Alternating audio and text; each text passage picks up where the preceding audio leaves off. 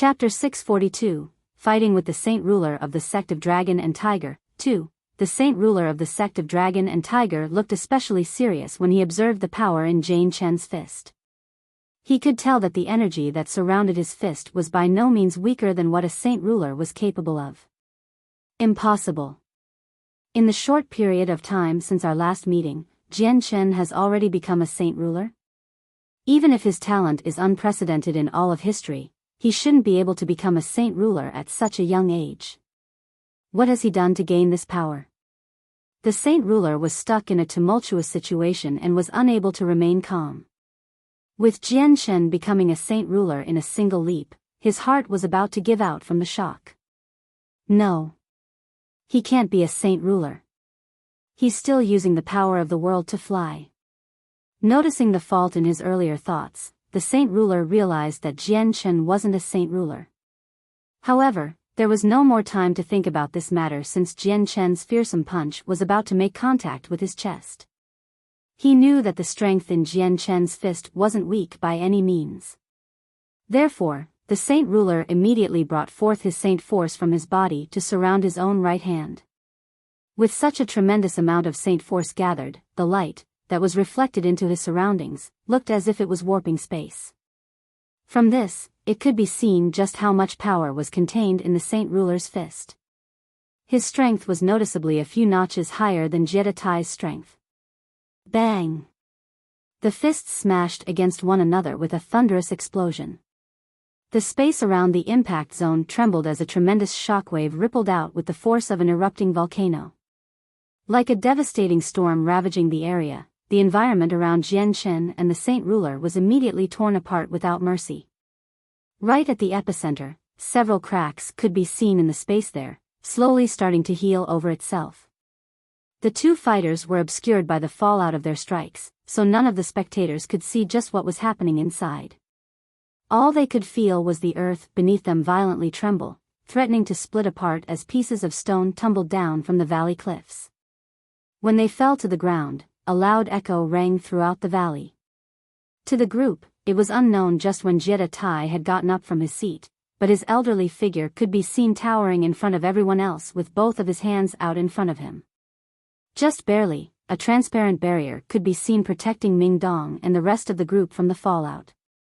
Long before the battle, Jian Chen commanded Jie Tai to protect the group's safety at all costs. Thus, Jie Tai had to give up his dignity as a Saint Ruler to personally protect the mere Earth Saint Masters, and even the ones who weren't that, with his own hands. No longer was there any ground to stand on under the group's feet. With the fallout utterly destroying the place, only the table they had placed there was left unharmed due to the barrier. If not for this barrier, the group would have fallen down. Whether it was the Heaven Saint Masters of the Flame Mercenaries or the Sect of Dragon and Tiger, both sides found themselves knocked for a loop, and some of them temporarily lost the ability to take flight. Frightened, both sides retreated even farther away to avoid a repeat. This energy was completely different than when two Heaven-tier battle skill collided. Trying to withstand it would be foolhardy for even them. Forming another barrier between his hands, Jie Tai enveloped the group and lifted them to a nearby mountain peak several kilometers away. Du Gufeng and Ming Dong's eyes were glued to the sight of the barrier, and both thunderstruck in the face. This is a barrier. You're a Saint Ruler.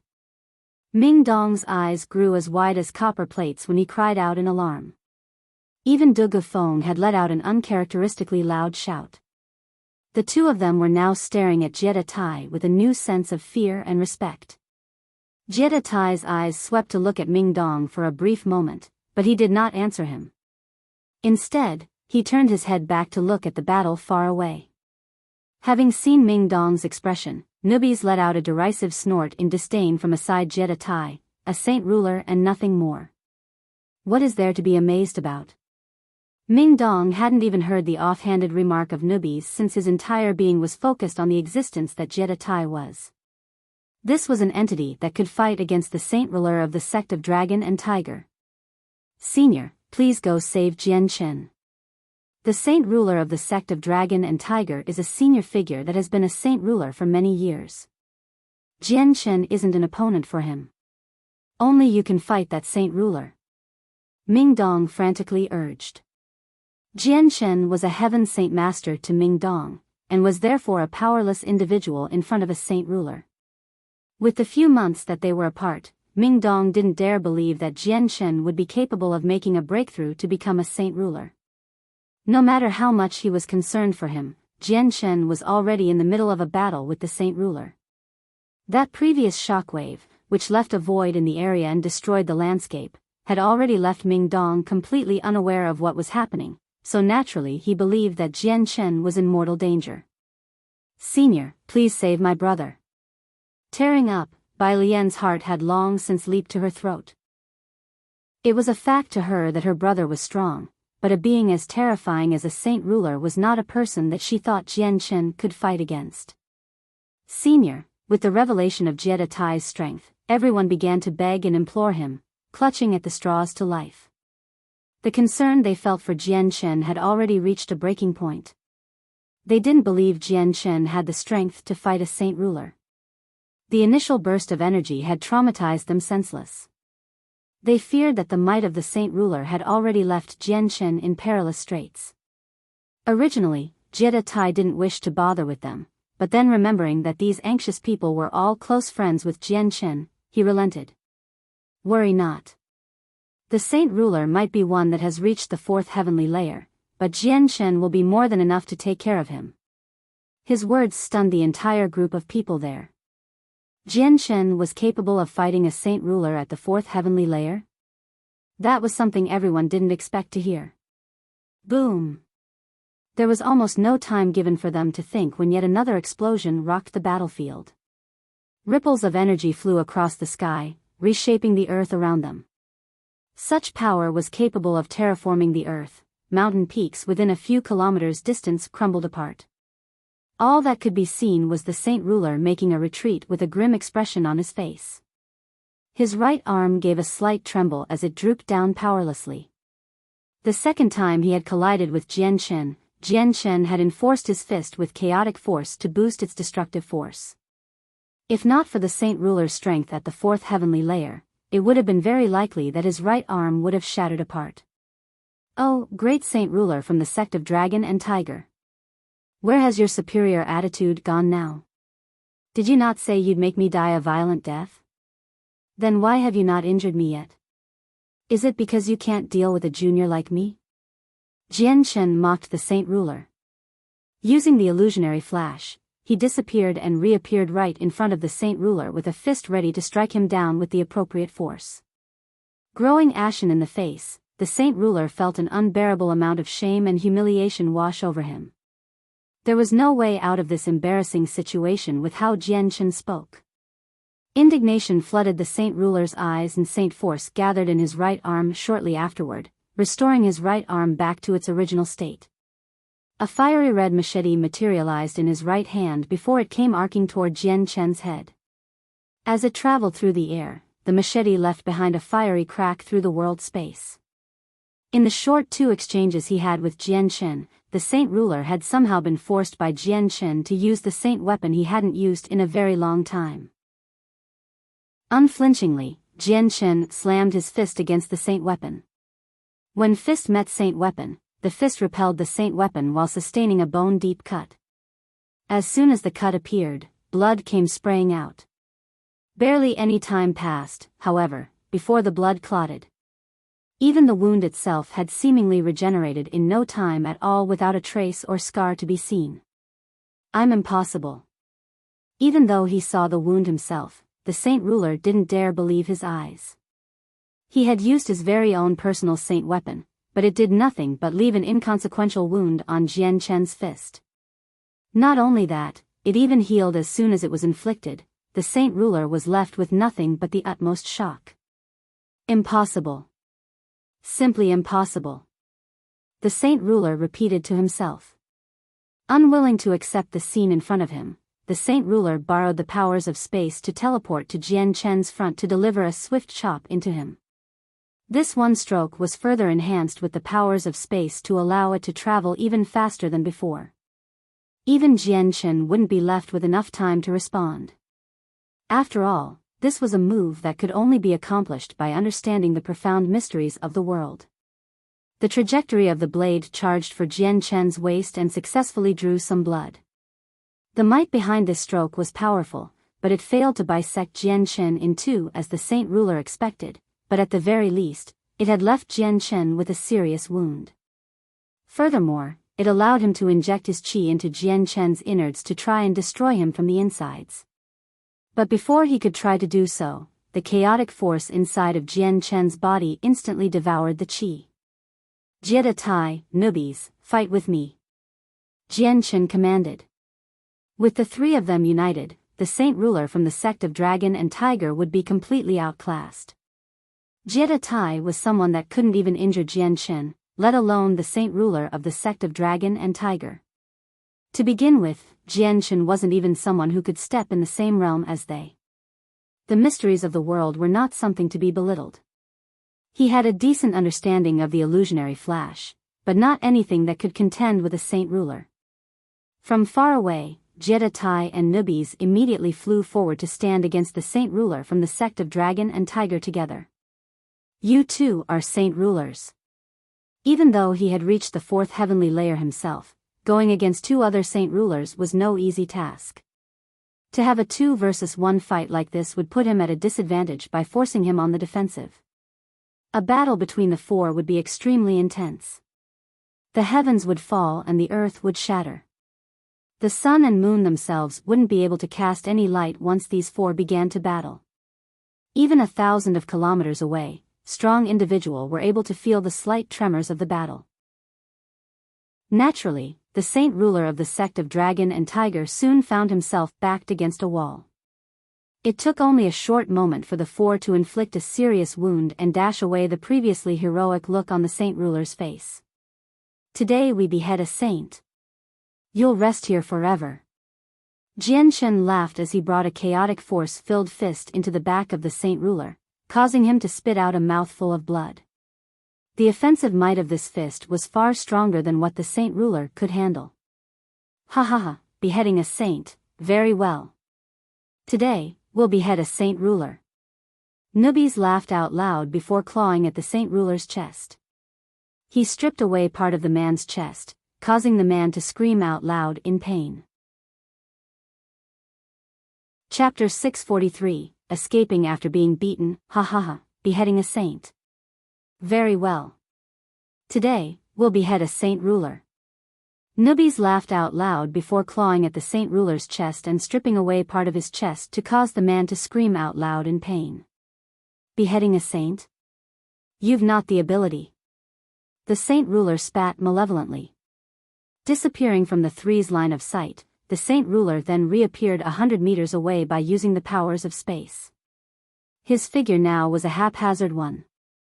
His hair was a mess, his face was pale from blood loss, and his previously white robes were torn and dyed red from his blood. No longer was he the same elegant figure from before the battle. Utilizing the illusionary flash, Jian Chen caught up to the saint ruler and began to attack him again so as to avoid giving the saint ruler any time to breathe. Newbies and Jie Tai soon afterwards caught up to surround the saint ruler. Vehemently, the saint ruler glowered at Jian Chen. Jian Chen, I'll remember this day. He spat between gritted teeth. There'll be a day in the future that I'll return this twofold onto you. Without further ado, the saint ruler disappeared into thin air to escape from the area, disappearing from sight and leaving behind the heaven saint masters. Having seen the saint ruler run away, Jian Chen let out a sigh of regret. He's escaped, what a shame. Today was a great chance to kill him. Staring off into the direction in which the saint ruler reigned, Newbies spoke, how could a saint ruler be that easy to be killed? Unless in front of an indomitable might, a saint ruler can escape without a worry. His strength was of the fourth heavenly layer, a tier higher than both Jie Tai and I. If his comprehension of the mysteries of the world is far better, there would be no way for us to chase up to him. Jian Chen looked to Newbies. As a golden-striped silver snake, Newbies' fighting strength was unbelievable. Those of the same rank of it wouldn't be able to fight Newbies, and even those of a rank higher than Newbies would find themselves at a stalemate. Furthermore, as a golden-striped silver snake, newbies had access to a venom that was known as one of the 3 strongest on the continent.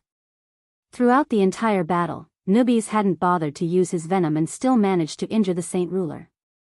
In fact, newbies had only shown a mediocre amount of his strength so that he would be seen as equal to Jietai in strength. But it was because of this deception that Jian Chen felt rather unhappy, but he didn't say anything about it. A Saint Ruler is hard to kill. If they wish to run, then it'll be hard to give chase to one that can leap 1,000 kilometers if they wished. Without a tracing seal of some sort, they'd be able to escape from the normal range of detection. But even then this way of running requires a hefty price. Jietai spoke in agreement with newbies. Narrowing his eyes, Jian Chen asked, then how would we kill him? For a while, the two of them were quiet. It was Jietai that spoke up first, however. To kill a 4th heavenly layer Saint Ruler requires one of the 2 conditions. The first is to have a Saint-tier battle skill. The second is to be a 7th heavenly layer Saint Ruler at the very least. With a Saint Ruler of that might, a 4th heavenly layer Saint Ruler has no means of escape. Then killing a Saint Ruler isn't as easy as I thought. Jian Chen muttered under his breath. According to this knowledge, killing a Saint Ruler wouldn't be as easy as he thought. From far away, the 10 Heaven Saint Masters saw that their Saint Ruler had ran away in defeat. Turning pale in fright, each one of them immediately made a hasty retreat away from the area as well. Noticing their movements, a sharp glint entered Jian Chen's eye. Since you're here, leaving now won't be as easy as you think. Swinging his palm, a tremendous amount of energy flew towards the Heaven Saint Master and locked the space around them. Then, the energy slammed into several of them without further ado. Boom! When the energy slammed into them, several of the Heaven Saint Masters were killed instantaneously and fell back down to the ground as a result. For the 6th cycle Heaven Saint Master Sect Master Chris, the 5th cycle Heaven Saint Master Vice Sect Master and another elder, they were able to escape death with serious wounds. But flight was still capable for them. We're going. Chris let out a raspy cry as he wielded the wind element in the world to encircle his body and hasten his speed out of the area with the other 2. Jian Chen didn't bother to give chase or kill them all. With the power he had now, he felt disinclined to try to attack them again. Let's head back now. Jian Chen spoke. With the 2 Saint Rulers, Jian Chen returned to where Ming Dong and the rest were on the mountain. Jian Chen, don't tell me you've made a breakthrough into the Saint Ruler realm in the few months you were away? Brother, you're hurt, are you okay? The simultaneous voices of Ming Dong and 7 other voices called out at once in great concern and relief. As it were, Jian Chen's strength caused a great deal of conflicting emotions in them. Not too far away, the several Heaven Saint Masters of the Flame Mercenaries stared at the young Jian Chen with a strange expression. He was far younger than they were, but the battle between him and the Saint Ruler of the Sect of Dragon and Tiger had left them in amazement. In the short times they didn't see each other, Jian Chen had managed to step onto the realms of the Saint Rulers. This was the realm that many of them saw as the ultimate finish line, the realm that they all coveted. But Jian Chen had somehow managed to arrive there with barely any trouble at all. For a while, each one of them could barely hide their jealous admiration. Some of them were even a little envious, but still respected him. The distance between a Heaven Saint Master and a Saint Ruler was separated by the river as wide as the Cosmic River. As he was now, Jian Chen was a figure that Heaven Saint Masters should respect. But what they didn't know was that Jian Chen was still a Heaven Saint Master and not an actual Saint Ruler. After this one battle, the strengths of Jian Chen, Jietai, and newbies were shown to the entirety of the Flame Mercenaries. With 3 Saint Rulers presiding over them, the status of the Flame Mercenaries would flourish even more. Even the problem that arose with the leak of the tungsten alloy deposit would be completely suppressed by this. They personally saw Jian Chen, Jietai, and newbies beat a Saint Ruler into retreating. Then, they saw Jian Chen personally kill nearly 10 Heaven Saint Masters with a single strike. From what they witnessed today, they all knew that the Flame Mercenaries had what it took to be able to overlook the entire continent. With Jian Chen's revealed skill, they couldn't even possibly imagine just what height his strength would reach in just a small amount of time. Having successfully beaten back the sect of Dragon and Tiger, the Flame Mercenaries returned to the palace. Within the palace, each of the highest-ranking members of the Flame Mercenaries were gathered for a conference. Since the tungsten alloy is revealed, we'll have no need to hide it anymore. Start mining it without the secrecy so we can mine them all out as swiftly as we can. We can avoid another unforeseen accident this way. Jian Chen spoke seriously. Although the Flame Mercenaries now had the strength to equal even the Shi family, tungsten alloy was far too valuable to be left alone on the continent. With such a tremendous deposit, he was worried that another force as strong as the sect of Dragon and Tiger would show up. We've already starting the mining process, but progress is very slow due to the density and amount of ores. Even now, we've gone a slow way and only managed a small amount. We've even employed the finest artisans to construct the best tungsten armor to be made for our Flame Mercenaries to use however. Yu reported. Nodding his head in satisfaction, Jian Chen spoke, with how large the deposit is, it'd be best if we get more people to work on it. This is a matter that shouldn't be delayed. As Jian Chen was conducting the meeting over the tungsten alloy, news of what had transpired between the sect of Dragon and Tiger and the Flame Mercenaries flowed across the continent like wildfire. The energy that had been blasted away from the area could be felt by Heaven Saint Masters within a certain proximity, and each one of them were shocked by the sensation. A battle between saint rulers was not often seen on the continent. That was due to the fact that most saint rulers were hermits that barely ventured out, let alone fought. News like this had caught the eye of the strongest in other areas. Many Heaven Saint Masters had even gathered around the battlefield in interest and inquired the members of the Flame Mercenaries of what happened in great detail. With them making their inquiries, they've quickly learned that the leader of the Flame Mercenaries had reached the Saint Ruler realm and had also 2 other Saint Rulers acting with him in the group. The outsiders had been astounded by that and how strong the Flame Mercenaries were in general. Thousands of kilometers away within a deep cave, the Saint Ruler of the sect of Dragon and Tiger sat within it with blood pooling around his body. With the help of a continuous supply of 6th-class Radiant Spirit pills, his wounds were already healed to a substantial degree. Jian Chen, the Flame Mercenaries, I'll make you regret this day. Just you wait. Don't think that having 3 Saint Rulers makes you invincible. There'll be a day where this old man will repay this humiliation tenfold. Forget about the tungsten alloy. The elder spoke ominously. Chapter 644, Gathering Helpers. It took 7 days for the Saint Ruler from the sect of Dragon and Tiger to fully recuperate and heal from all the wounds he had sustained. Now that he could leave the cave, the Saint Ruler immediately blurred away into the world. Harmonizing with space itself, he traveled countless of kilometers within an extremely fast pace. Half a day later, the Saint Ruler reappeared at the depths of a particular mountain range after traveling for so long. The depths to this mountain range was a forbidden area for humans to step in, but there was a manner that not many people knew about in here. Even during the day, not a single human could be seen, or any sound at all for that matter, but the ground was kept nice and clean somehow. Descending down to the ground, the Saint Ruler floated in front of the gates to the manor. The sect of Dragon and Tiger has come to pay a visit to the 4 Harmonies manor. His voice was soft, but the magic in the air had allowed his words to be spoken loud enough for the entire manor to hear it. The 4 Harmonies manor wasn't something that many people on the continent knew. It was a place that a single hermit sect had once sealed off so that they could cultivate in peace without having need to go out. For thousands of years, they had never once interfered with the outside world. It was only when they sought out disciples that they would venture out to find someone suitable with their teachings and help prolong their sect's lifetime. But other than that, the existence of this manor was something that only a few select clans and sects knew about. The Saint Ruler of the sect of Dragon and Tiger was one of these few. A friend has come. What a pleasant surprise. Situ Qing, it's been a few hundred years since your last visit, come on in.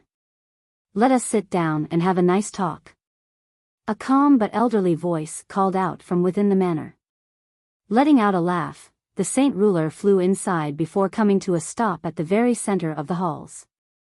Right in front of the hall gates, a middle-aged man wearing black robes could be seen already waiting for him. "Senior, our teacher is waiting inside for you, please go in." The middle-aged man spoke to the Saint Ruler reverently.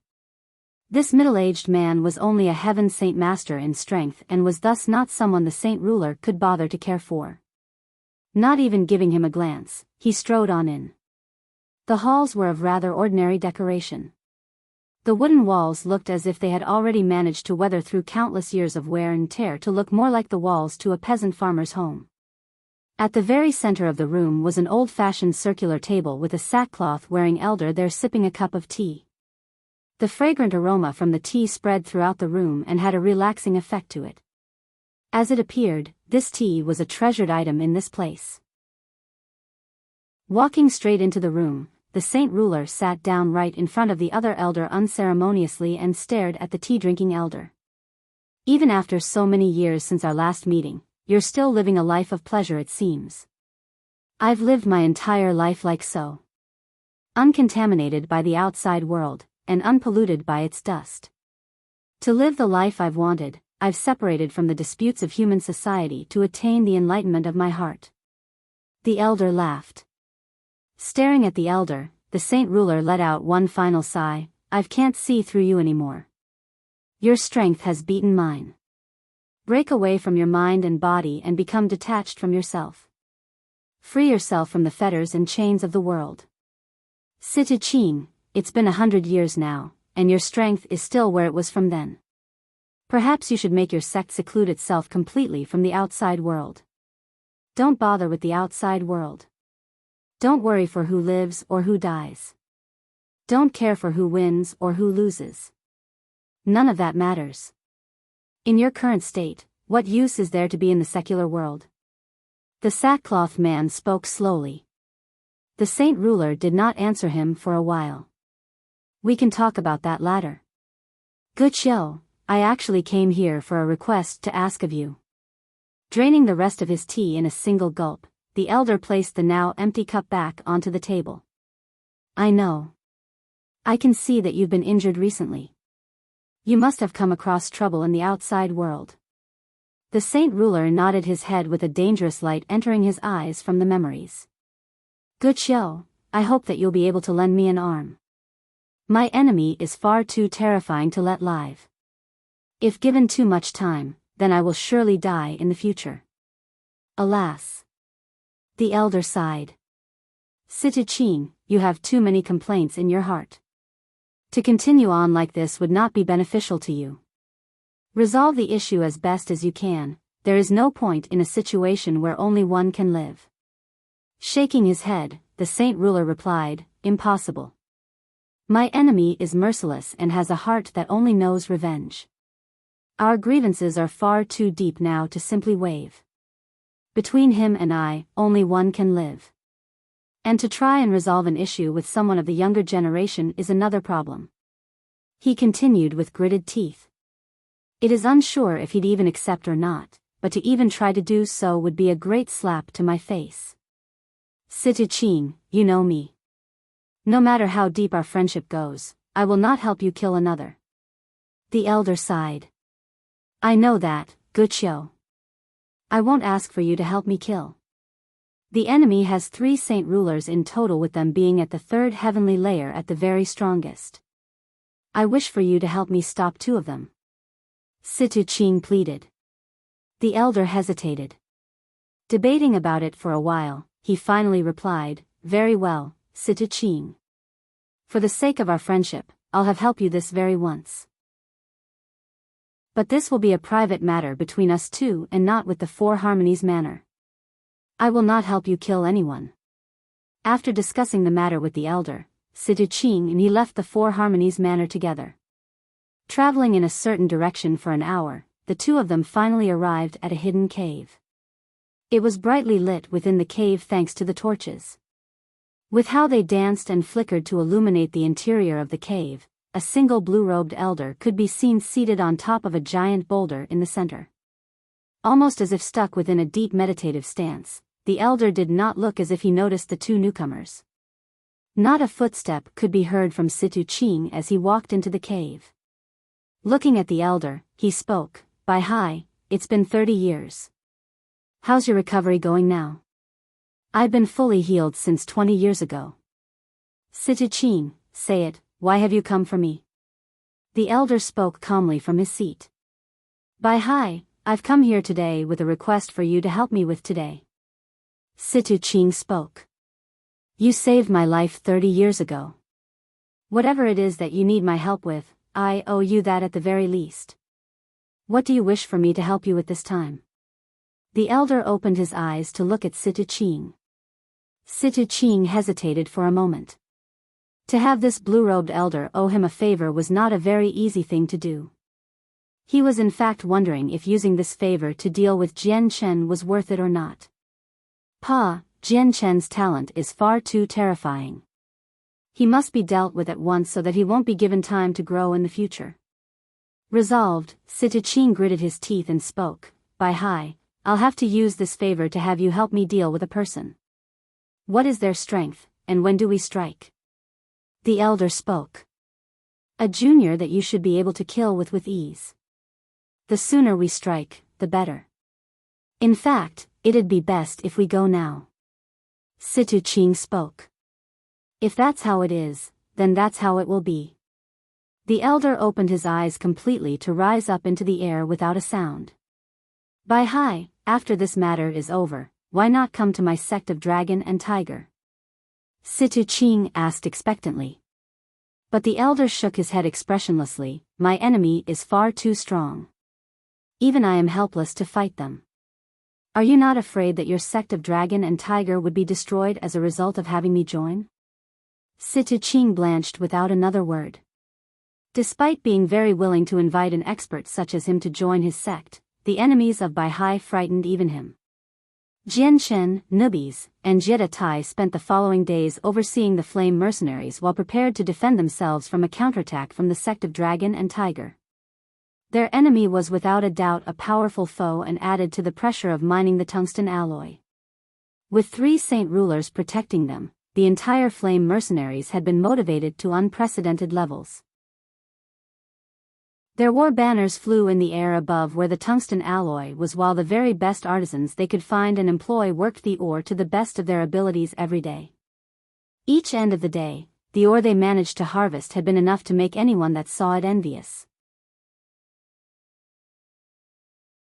Chapter 645, Manufacturing Radiant Spirit Pills in the Blink of an Eye. 3 days passed by since the saint ruler was defeated. Life in the kingdom grew peaceful, but with the fact that 3 saint rulers were ruling over the flame mercenaries caused a wave of smaller mercenary groups and members to come ask to join the flame mercenaries in hopes of gaining the status of being one of them. Jian Shen and the entire group went through a series of secret discussion before finally deciding that they would take in the best members into the group to supplement their strength. The flame mercenaries of today was not the same as the ones from before. The additions to the flame mercenaries had naturally gave no small amount of joy to the ones already in there. To them, the more that joined the flame mercenaries, the more honor that would be brought to them and the more resplendent they would be to the rest of the continent. Those that were not able to join the flame mercenaries had been disheartened, but they didn't give up on the hope just yet. If anything, they felt all the more motivated to go back and focus on their cultivation even more so that they could meet the standards in the future. Day after day, the flame mercenaries swelled up in size.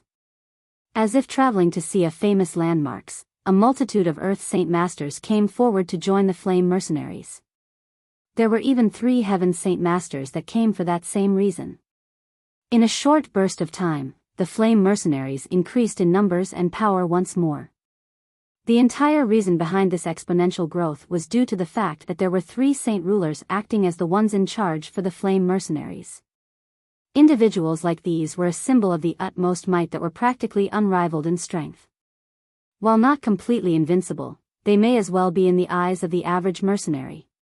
By noon, Jian Shen was seated within a luxurious room that once used to be the bedroom of the old king of the Heavenly Eagle Kingdom. Out of the entire palace, this was the most luxurious room. Within the room, Jian Shen was currently discussing some of his experiences on cultivation with Bai Lian. For the sake of guiding her onto the path of cultivation, He wanted to make sure that there would be barely any deviations or side paths as possible. A report for the captain. Alchemist He Yun asks for an audience. At that moment, a guard appeared right outside the room to speak respectfully to Jian Chen. Allow him entry. Jian Chen spoke at once. Yes, Captain. The guard immediately retreated out of the room to bring the alchemist in. A thin and sallow He Yun came walking into the room. Compared to his initial appearance, He Yun was practically an entirely different person. In order to accomplish the task set for him by Jian Chen, He Yun worked without rest. So by the time he had managed to refine the 10,000-year-old into a successful product, he was on the brink of fainting. Report for the captain. Despite what the heavens might have had in store for me, I've successfully procured 2 pills from the essence of the Biyao fruit. He Yun bowed down to Jian Chen while speaking as respectfully as he could. In his hands was a single wooden box that was presented for Jian Chen to take. Opening up the wooden box, Jian Chen could see 2 small bottles resting inside. Gingerly taking one of the bottles and uncorking it, a fragrant aroma immediately wafted into the room and dulled the senses of everyone in it. Basked in the powerful but docile power of the pill, Jian Chen nodded his head in satisfaction. Master He Yun, you've worked hard these past 2 days. For your assistance, I will be sure to treat you well. What might it be that you desire? Jian Chen, will do my best to reward you. He Yun hesitated to speak for a moment before bowing. Captain, I've no other request but that my family would be able to live here in peace. Laughing, Jian Chen replied, how could such a small request be enough to reward you for your efforts? Master He Yun, I've already prepared a set of rules for the flame mercenaries. As mercenaries that often have to fight and risk their lives on a daily basis, injuries are unavoidable. I wish to establish an alchemy hall where pills can be manufactured to specifically treat the flame mercenaries. Master He Yun, would you be interested in the spot as the hall master? From today onwards, the entire alchemy hall will be yours to govern. Upon listening to Jian Chen, He Yun had a joyous look to his face. If the captain sees this one that highly, then I, He Yun, will work to my dying breath to serve the flame mercenaries. He Yun spoke. He knew that the flame mercenaries were strong, and if he were to become an alchemical hall master, it would bring all the more glory to his own family. He had not been expecting this outcome, but it had been to his liking. Master He Yun, on your way back, please assemble all of the alchemists you know. From today onwards, the alchemy hall will be yours to govern. As long as the flame mercenaries have enough pills to recover with, then the business of the hall will be up to you. Order as you will. Jian Chen spoke. As the captain decrees. He Yun spoke respectfully. As Jian Chen prepared to dismiss the alchemist, a sudden thought struck his mind. Master He Yun, what might you know about the alchemical procedure of procuring radiant spirit pills? Captain. He Yun hesitated. While radiant spirit pills aren't hard to make, it requires the assistance of a radiant saint master to create even a small amount. Does the captain wish to create some? Correct. That was the meaning I had in mind. Master He Yun, what exactly is required to make one of these? Jian Chen asked. When it came to the miraculous effects of these pills, Jian Chen was all too experienced with them. He had once wanted to try and make them himself, but because no alchemist or procedure was found, he hadn't been able to fulfill the hope he had till now. Captain, a radiant spirit pill isn't hard to make. It's rather simple and only needs a few simple ingredients to make. But a radiant saint master must infuse their radiant saint force into it and then sealed so that it doesn't escape. But to infuse radiant saint force into a pill is the same as having a person stick their finger into stone. It isn't easy to do, and not many radiant saint masters can do so. Thus, radiant spirit pills aren't easy to make in large quantities. Master He Yun, when you return, procure several radiant spirit pills for me. I will go find a person that'll be able to do this task. Jian Chen spoke. Chapter 646, Class 3 Spirit Pills. Yes, Captain. I'll make haste to procure a radiant spirit pill shell upon my return. He Yun replied before leaving the chamber. After He Yun left, Jian Chen and Bai Lian were the only two who remained in the brilliant room. Jian Chen's eyes rested upon the wooden box on the table with unhidden glee apparent on his face. With these pills, Bai Lian would undergo a transformation that would give her a talent for cultivation. With this pill, she would face no bad obstacles in her path. Lianer, hurry up and eat it. From now on, you won't ever need to worry about your strength being behind. Jian Chen handed the bottle to her. The aroma coming from the bottle had been enough to send Bai Lian into a tizzy. This pill was made from a 10,000-year-old heavenly resource. She hadn't ever seen of a 1,000-year-old heavenly resource before, let alone a 10,000-year-old one. She was once upon a time the golden daughter of the Yun family. A 1,000-year-old heavenly resource would have been an undeniably precious treasure for her family back then, but be given something 1,000 times more precious than that, she felt conflicted. At the same time, she was touched that such an item was given to her. Such consideration like this filled her entire body with warmth. Brother, thank you. Aside from my mother, you are the only one that treats me so well in this world. Bai Lian blinked away her tears. She could barely hold back the droplets flowing from her eyes. Jian Chen laughed and wiped away some of her tears with his hand. Silly girl, you're my little cousin. By all rights, I should be treating you well. Now, let's have you take this pill first and talk later. Who knows how much time it'll take for you to completely absorb it all. Jian Chen spoke before putting the pill into her mouth. As soon as the pill passed through her throat and into her stomach, a warm but docile energy began to spill forth from the pill and flow throughout her body. Subconsciously closing her eyes, Bai Lian tried her best to use the meditation techniques Jian Chen had taught to her to help guide the energy through her body. At the same time, Jian Chen closed his eyes as well to use his will to assist Bai Lian in her attempt to convert the energy into her own. The Geo fruit was a 10,000-year-old heavenly resource. The spiritual qi in it was far more potent than anyone could possibly imagine. To have the spiritual qi split into two pills only showed just how much energy there was in total. It would take several dozen days for a normal person to absorb the energy, but with the help of Jian Chen, Bai Lian would only need half a day to absorb the energy within the pill. With the completion of the absorption, Bai Lian's body would undergo a complete transformation from an average body to a body completely suited for cultivation.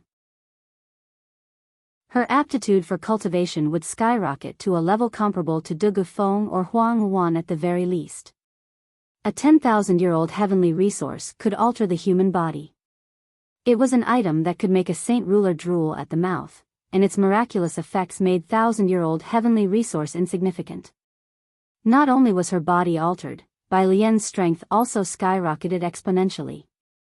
In just this half-day alone, she went from someone who hadn't even condensed her saint weapon to a being that surpassed the limitations to break through to become a saint master. All that was left was a single step more to become a great saint master. Indeed, a 10,000-year-old heavenly resource was life-altering. Its effects on a person were miraculous, but to use them to only alter someone's body was a simple matter. Even the mighty Qinhuang kingdom would be loath to use it due to the difficulty of obtaining a heavenly resource. In short, it was an absolute waste to use it on a normal person, and not a single person would be willing to go through such a waste. Brother, I've become a saint master now. How unbelievable is this? In just half a day, my strength has gone from barely a saint to a saint master. Exuberant with just how much strength was coursing through her body, Bai Lian never thought that she would wield such power before. The power of a peak saint master was more than enough for Bai Lian. Even Jian Chen himself felt happy to see the smile on Bai Lian's face. Lianer, hurry up and familiarize yourself with your new strength as fast as possible. Thanks to the 10,000-year-old heavenly resource, she would experience no problems with her growth. If anything, her foundation in cultivation was set in stone now. Afterward, Jian Chen gave a few more personal notes of how he would often circulate his strength to familiarize himself before leaving her in peace. She would have to stay in the room herself for better results. Although she was a saint master now, she became one far too fast. Thus, Her saint force almost felt foreign rather than being as easy to operate as her arm. Time was needed to familiarize herself. As soon as he walked out of the room, Jian Chen could see that the day was already getting dark. Realizing that an entire day had passed by, Jian Chen could sense that the night patrol were already making their rounds nearby. As the elites of the Flame Mercenaries, each one of these patrolmen were of exceptional strength. The alchemist Hiyun came scurrying over at this precise moment with a small box clutched to his chest. Fatigued, he said to Jian Chen, "Captain, your subordinate has managed to procure a batch of radiant spirit pill shells as you ordered. They are all within this box." He presented the box to Jian Chen. Accepting the box offered to him, Jian Chen could see that there were several small palm-sized bottles all arranged nicely in it. Plenty of brown pills could be seen through the glass exterior of the bottles, but these pills looked rather unsimilar to the snow-white radiant spirit pills that Jian Chen was used to. "Master Hiyun, you said that radiant saint force needed to be infused inside in order for these to be called radiant spirit pills, correct?" Jian Chen asked again. "Correct. As long as radiant saint force is infused, then the shell will seal in the radiant saint force without a drop of it leaking." Hiyun answered. "Master Hiyun, you've worked hard. Go and take a proper rest for now." Jian Chen dismissed Hiyun before taking the box of pill shells to his own personal chambers. Instructing the maids and guards to not have anyone bother him, Jian Chen locked himself in his own room. As it were, the room had gone through a complete rehaul in decoration. While plenty of things remained from the past, just as many things had been added to the room, such as a nice and fluffy bed. Jian Chen's bedroom was the bedroom that the king of the past Heavenly Eagle Kingdom once owned. The old decorations and furniture that the king had once enjoyed were all gone. With Jian Chen being the new owner, there was no way Yu Yu and Bai Lian let that room possess lingering memories of its past owners. On the bed was a completely white, fluffy, small tiger sleeping comfortably. In the past 2 days, it had managed to consume 20-something thousand-year-old heavenly resources, and was in the midst of absorbing their energy. Taking the small box to the middle of the bed, Jian Chen took out one of the bottles and cracked it open to take out several empty pill shells. A series of slightly gray-brown pills tumbled out, but Jian Chen levitated them, keeping them from falling onto the ground, with his mind power. These pills were thumb-sized. There was around 30 pills total. Jian Chen found it extremely difficult to calm himself as he looked over each pill with his eyes. Whether or not these pills would become radiant spirit pills were completely reliant on the upcoming moment. Jian Chen was no stranger to the precious nature of the radiant spirit pills. If they were said to be life-saving miracle drug, that saying would not be an exaggeration. If a person were to sustain serious injuries, that person could consume a radiant spirit pill to aid in their recovery. It couldn't completely heal their wounds in one go, but it could at the very least temporarily stabilize their conditions and prevent their body from further decay. If there were enough radiant spirit pills, they could even bring back a man on the brink of death to a healthy state. Their uses and effects were unquestionable to anyone. However, the pills were rare in numbers and expensive in price. Radiant spirit pills became extremely rare objects on the continent because of the wide-scale hoarding of what remained. Only a few top-class experts and households would possess them, but even they only owned a few. The main reason why Jian Chen wanted to manufacture radiant spirit pills was because of his close friends and family. Should he make enough for them all, he wouldn't have to live each day concerned for their well-being should they come across an enemy. If something were to happen to them while he was away, the radiant spirit pills could at least prevent the worst from happening. Refocusing on his thoughts, Jian Chen exhaled to stabilize himself. Closing his eyes, he began to separate the radiant saint force from the world. He moved it into the space in front of him. As things were, Jian Chen was a 6th-class radiant saint master. This meant that he belonged to the higher echelons of radiant saint masters, so with practically just his mind alone, a faint flow of milky white light started to converge in front of his chest. With time, this light grew brighter and brighter, and in no time at all, it became a rich white sphere of light that illuminated the entire room in its warm white glow as if the room had become a world of snow. As soon as Jian Shen was able to guide the Radiant Saint Force with his hands, he began to try to infuse the pill shells with the Radiant Saint Force. In the beginning, he came across some resistance, as He-Yun said before. To try and force his Radiant Saint Force inside was like stabbing a hole into a stone using the finger. The average person wouldn't be capable of that. This was the most difficult part of making a Radiant Spirit pill, and was also the most limiting stage in the process. However, even this difficulty barely posed a challenge to him. He was a 6th-class Radiant Saint Master with his powerful mind ability. Therefore, he was able to successfully infuse the pill shells with the Radiant Saint Force. Jian Shen managed to fill the shells completely with an unending flow of Radiant Saint Force. The previously gray-colored shells began to turn milky white before finally becoming as white as snow.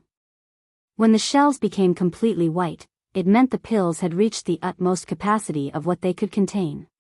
No matter how much Jian Shen tried, he couldn't add any more Radiant Saint Force to them. The shell would only keep what it could contain while leaking out the surplus. Ceasing his attempts, Jian Shen broke off control and allowed the concentrated Radiant Saint Force to dissipate into the air.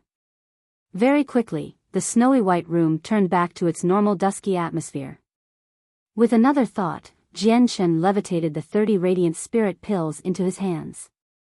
He admired his own handiwork with a satisfied smile, and knew that he had succeeded. However, when he sensed just how much Radiant Saint Force was in them, his eyebrows furrowed together. These have to be Class 3 Radiant Spirit pills, they're very lacking in efficacy. What a shame that these pill shells limit how much Radiant Saint Force can be contained in them. Otherwise, I would have made even better pills.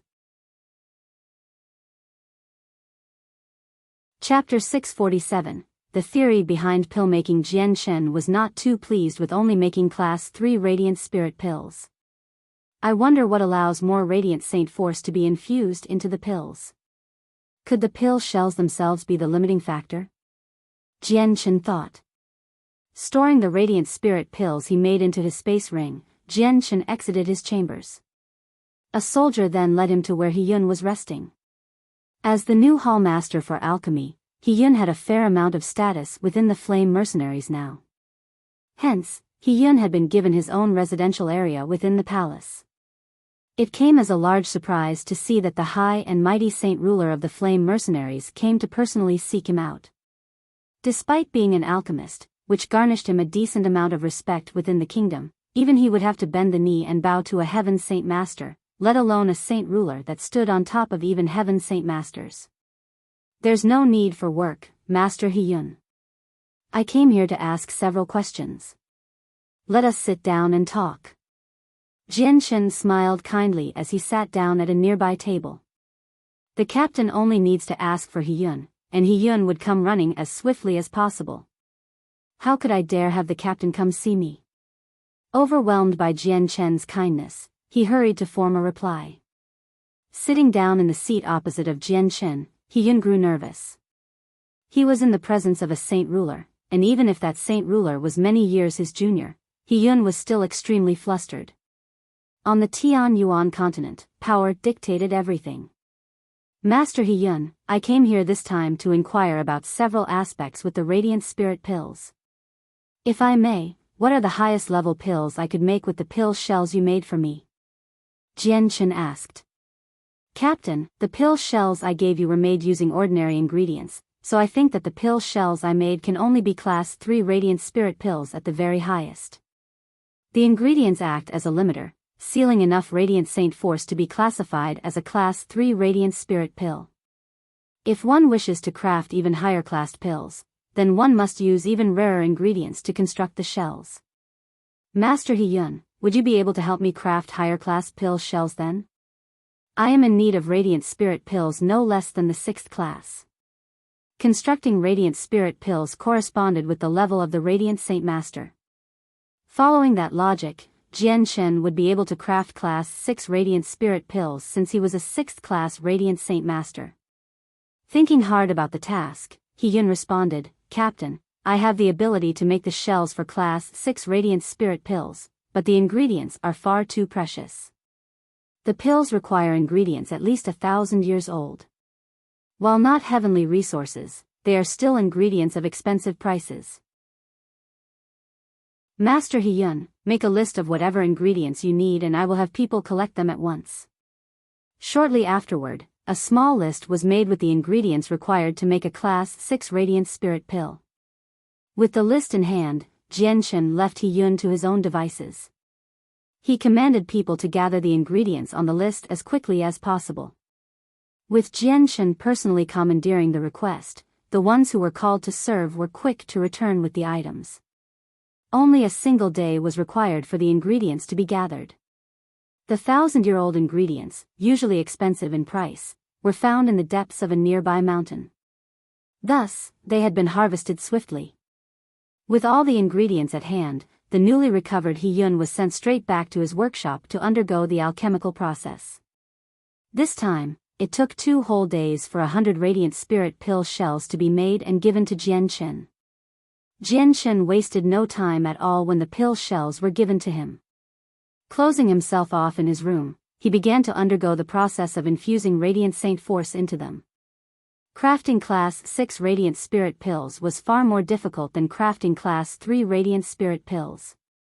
Jian-chen was only able to craft 3 Class 6 Radiant Spirit Pills while taking the same amount of time it took to craft 30 Class 3 Radiant Spirit Pills. Since they were far more sturdy in shell, infusing Radiant Saint Force into them was far harder than their lower-grade counterparts. Jian-chen could only make 3 at his current skill level. Half a day was spent by the time 3 Class 6 Radiant Spirit Pills were made. These pills were about a thumb in size and glowed with a milky white light. Jian-chen levitated the pills in front of himself with a smile on his face. The reason why he was crafting these Radiant Spirit Pills were for his friends and family. While he was a Radiant Saint Master, he couldn't always accompany them during their journeys. Should an unexpected danger befall them, a Radiant Spirit Pill could save their life in his place, so making some would take plenty of weight off his shoulders. Crafting 3 Class 6 Radiant Spirit Pills took up a fifth of my mental strength. Following that number, should be able to craft 15 pills before my energy is expended. Jian-chen thought to himself. Looking at the nearby dozens of shell pieces, he muttered, 3 is not enough. I need to craft even more of them. Having said that, Jian-chen floated another 3 pill shells. He then started to gather the Radiant Saint Force in the world, trying to infuse it with the pill shells once more. The next few days were relatively calm. Absolutely nothing happened, and the flame mercenaries were able to continue with their mining without a hitch. Every day was a new harvest of tungsten alloy, and the amount they had in store was accumulating at an inconceivable rate. The vein that was being mined became a heavily guarded area by the flame mercenaries. Practically every force they commanded stood there as silent watchers to prevent anything from happening. Just as Jian-chen started on the 3rd day of crafting the Class 6 Radiant Spirit Pills, an overwhelming might immediately flooded the area with its pressure. The clouds and wind in the sky immediately grew turbulent, and the overflowing energy in the world started to act up as well. Little Jian-chen, come out and accept your death. An elderly voice boomed across the sky. Reverberating for kilometers around, the powerful voice had been loud enough to make the walls of the palace shake violently while some people felt their eardrums pop. Clapping their hands to their ears, the ones affected the most let out a wailing sound from pain.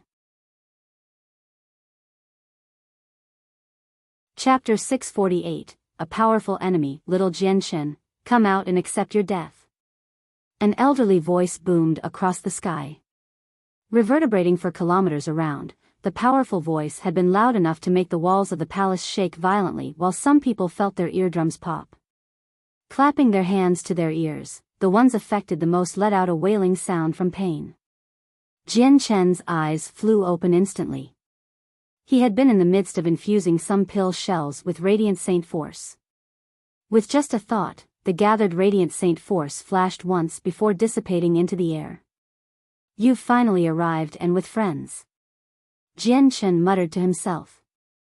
The urge to kill began to radiate from his eyes. He stored the 3 unfinished Radiant Saint Force into the bottles before he flashed away out of the palace.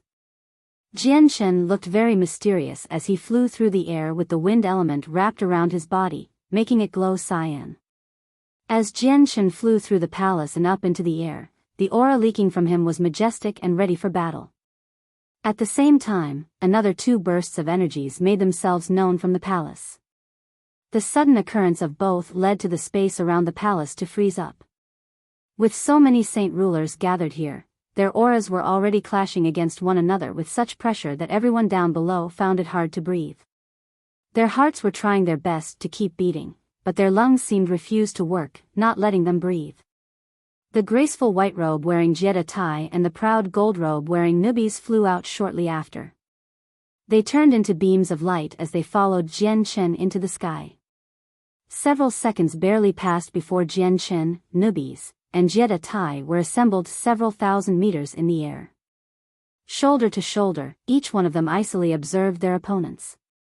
Right in front of them were three expressionless men. Of the three, one of them was the saint ruler of the sect of Dragon and Tiger. The other two looked as if they were past their 70s, but their eyes were filled with an abstruse light reminiscent of the stars in the night sky. Of these two, one of them wore a blue robe and had white hair that looked as if it had never experienced any grooming before. The elderly man's disheveled appearance made him look as though he was a beggar. His hands were crossed against his chest and his eyes seemed to be gauging the three figures in front of him. The other wore robes made from what appeared to be sackcloth. Unlike his companion, his face was peaceful-looking. No killing intent could be detected from him, but there was a sharp aura that could be felt in its place. With these two factors, he resembled a being who would stand alone outside the secular world, but his eyes were by no means extraordinary. Combined with his simple clothes, this elder looked more like an elder enjoying a life of peasantry out in the mountains. Jian Shen's expressions hardened as he took in the three saint rulers. 3 was a number that was more than enough to make him feel a great deal of pressure. It had been hard enough to completely subdue one saint ruler with 3. By adding another 2 saint rulers with even more power to the mix, the situation would undoubtedly be worse off for him. Peals of laughter erupted from the saint ruler from the sect of Dragon and Tiger when he saw Jian Chen's hardened face. Snarling, he said, "Jian Chen, I've said it that day ago. The humiliation I've suffered will undoubtedly be returned tenfold to you. Today will be your death day. Do you really think you will be able to kill me?" Jian Chen asked emotionlessly. With his chaotic body and its ultimate defenses, he was sure that the saint ruler would be hard-pressed to kill him. "Jian Chen, the situation doesn't look good. I can't make out the strength of the other 2. That means they're at the very least stronger than the one from the sect of Dragon and Tiger." Jetta Tai grimly confided with Jian Chen. Even Nubis clenched his fists so that the joints in his almost woman-like fingers popped one after another. "Jian Chen, this will not be easy.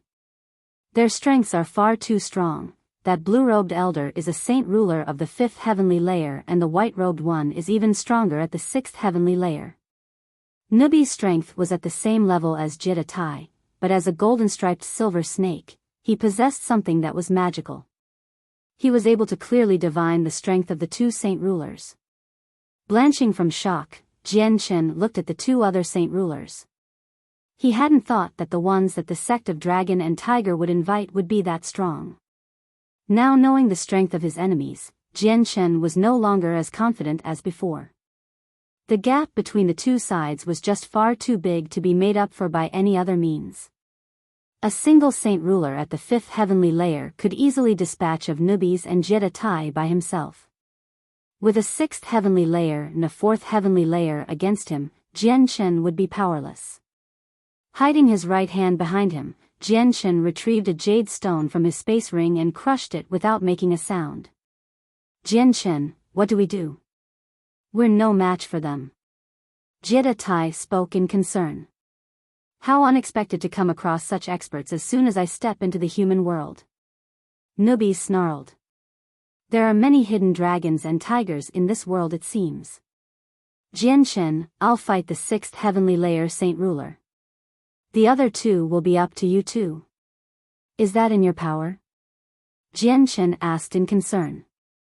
The gaps between each saint ruler's heavenly layer were extremely large. Death would be inevitable for the third heavenly layer newbies to fight against the sixth heavenly layer saint ruler. Aside from me, neither of you would be a match for him.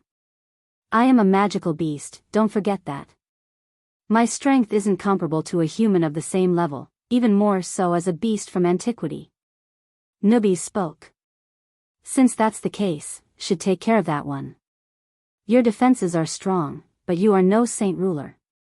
You've no comprehension of the world mysteries, meaning that you do not possess the ability to fight him. Let me handle the saint ruler from the sect of Dragon and Tiger then. Jian Chen spoke.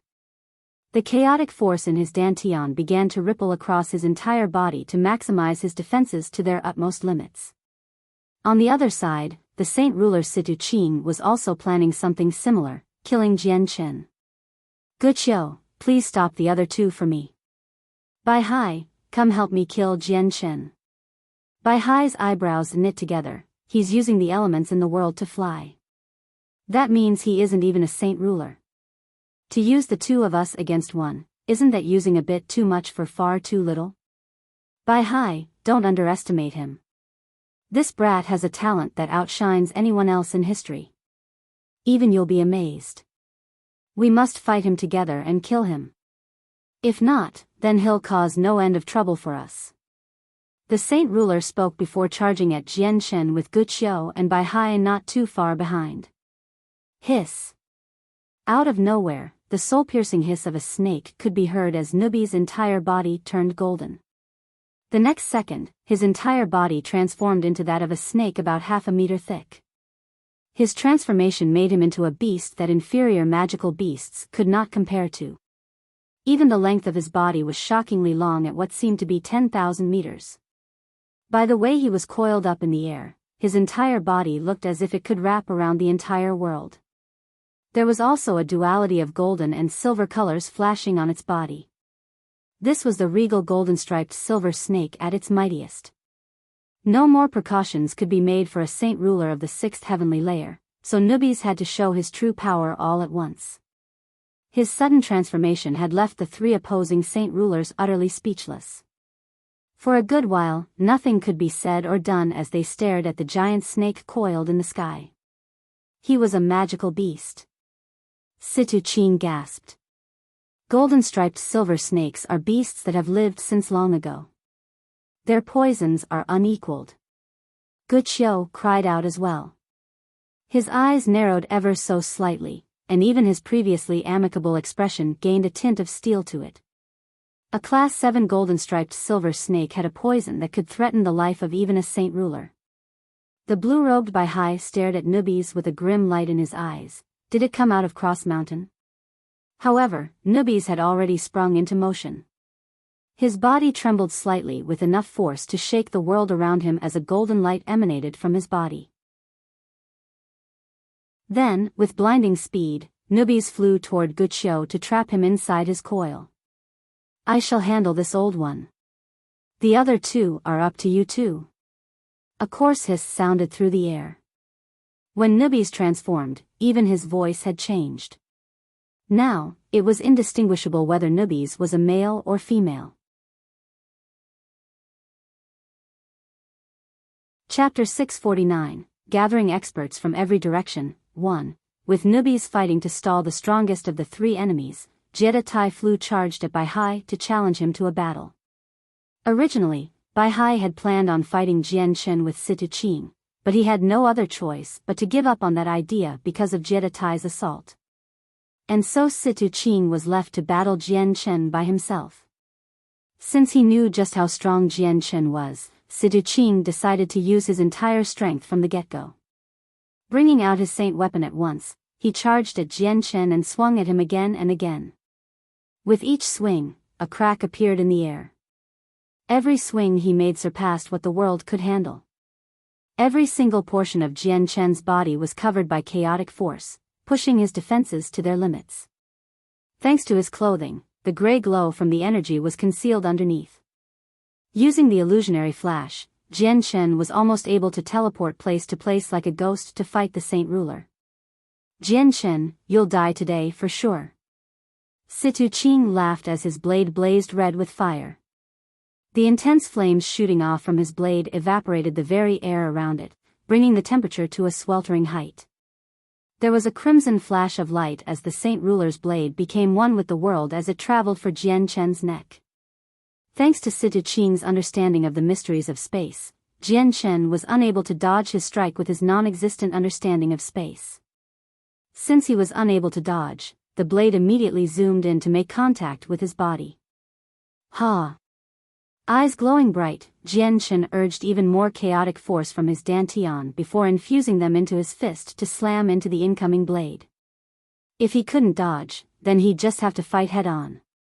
The chaotic body was his greatest advantage against a Saint Ruler.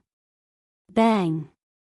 Both of Jian Shen's fists made contact with Situ Qing's weapon, causing an immediate whiplash of energy to break out and quake the area around them. Jian Shen had not come out unscathed. A terrifying wound on his hands appeared where the blade had cut halfway through them. The Saint Ruler's stroke had been used the utmost power, so Jian Shen's fingers were mangled almost to the point of no return. The immense pain from the damage inflicted to his fingers caused Jian Shen to wince violently, but his hands began to regenerate at an accelerated speed because of the chaotic body. In just a moment's time, a third of the wounds had healed up and the bones themselves had started to fuse together. A powerful boost had been granted to Jian Shen following the synthesis of the chaotic force and body. This boost was an obscenely powerful regenerative force. With how fast he could regenerate and heal his wounds, he was practically untouchable to the world. Jian Shen, let's see how long you can last. Situ Qing hatefully spat. Unsurprised that Jian Shen could handle his attack, Situ Qing struck out again with his saint weapon. On the other side, the immensity that was Nubi's body coiled around the entire area where the poorly dressed Guqiu was, leaving everyone else unable to see what was happening inside. Bang! Bang! Bang! Bang! One after another, a series of muffled blows exploded from within, reminiscent to the sound of a beating heart. Following these blows, Nubi's entire body seemed to give a violent shake. Ta! As if lightning went off within Nubi's body, another burst of sound could be heard. The shock wave from that blast rippled past and out around Nubi's body, cracking the ground beneath. The golden prison that was Nubi's body suddenly spanned across the sky like a long golden rope or a ribbon with a shiny luster. As soon as the prison was beaten away, a gray wisp of poisonous smog was exposed to the world. Almost like how a dragon would move, the smog billowed in every direction, mixing the air with its poisonous miasma. Soon enough, the air was dangerous to breathe in while the radius of the miasma continued to increase. The poison of the golden-striped silver snake was extremely potent. Even Jie Tai, Bai Hai, and Situ Qing, who were fighting far away from Nubis, felt lightheaded after breathing in the noxious fumes. Only Jian Shen remained unaffected. The poison of a golden-striped silver snake is as strong as the legends say. The blue-robed elder said, using a serious voice. Each of the three fighters immediately stopped breathing and consciously avoided the area where the poison had assimilated into the air. Many of the people in the city below had already breathed in the miasma by accident. Those people promptly fainted from its effects. The previously clamorous city down below instantaneously became as still as a ghost city. The streets were filled with people who had fainted from the poison, and only those who had reached the Earth Saint Master realm managed to withstand the poison to some degree. Even then, their bodies swayed slightly where they stood, looking as if they would fall in any second. Bai Lian and Yu Yu were the only ones that were not yet Earth Saint Masters within the palace, and thus had promptly fainted on the floor. Only 100 Earth Saint Masters were in the palace. Each and every single one of them tightly clenching their noses. From what they knew so far, the poison would only affect them if they breathed it in. Tai Ta was the only exception to this scene. He was the only one that stood there with a vacant stare at the sky-bound battle up above. It seemed as if the poison assimilating through the air was completely harmless to him. Idiot! What are you so dazed about? There's poison in the air, hurry up, cover your face. Ming Dong urged him. An antidote appeared in his mouth before he ate it, but it served no use. Taking a deep whiff of the air, Tai Ta gave a questioning mutter, "Is there really poison?" "I don't feel anything though." But just to be safe, he clenched his nose shut like the others. In the sky, Nunes was still in his snake form. He extended his jaws and began to take in a huge breath of air. Quickly, the poison that was in the area began to fly toward Nubi's mouth, and in no time at all of the poison was completely gone from the area. With the poison gone, Wuxia could be seen again in clear sight. His eyes were closed shut and his face was a lot more ashen than before. The poison had affected him heavily, and a black wisp of smog could be seen spiraling up from his body. It's no wonder you're called an ancient beast from the past with a poison like this. Your reputation isn't an empty one, I can bear witness to that. Wuxia's eyes opened to reveal completely white eyes devoid of any poison. A crimson light danced across Nubi's eyes as he glared at Wuxia.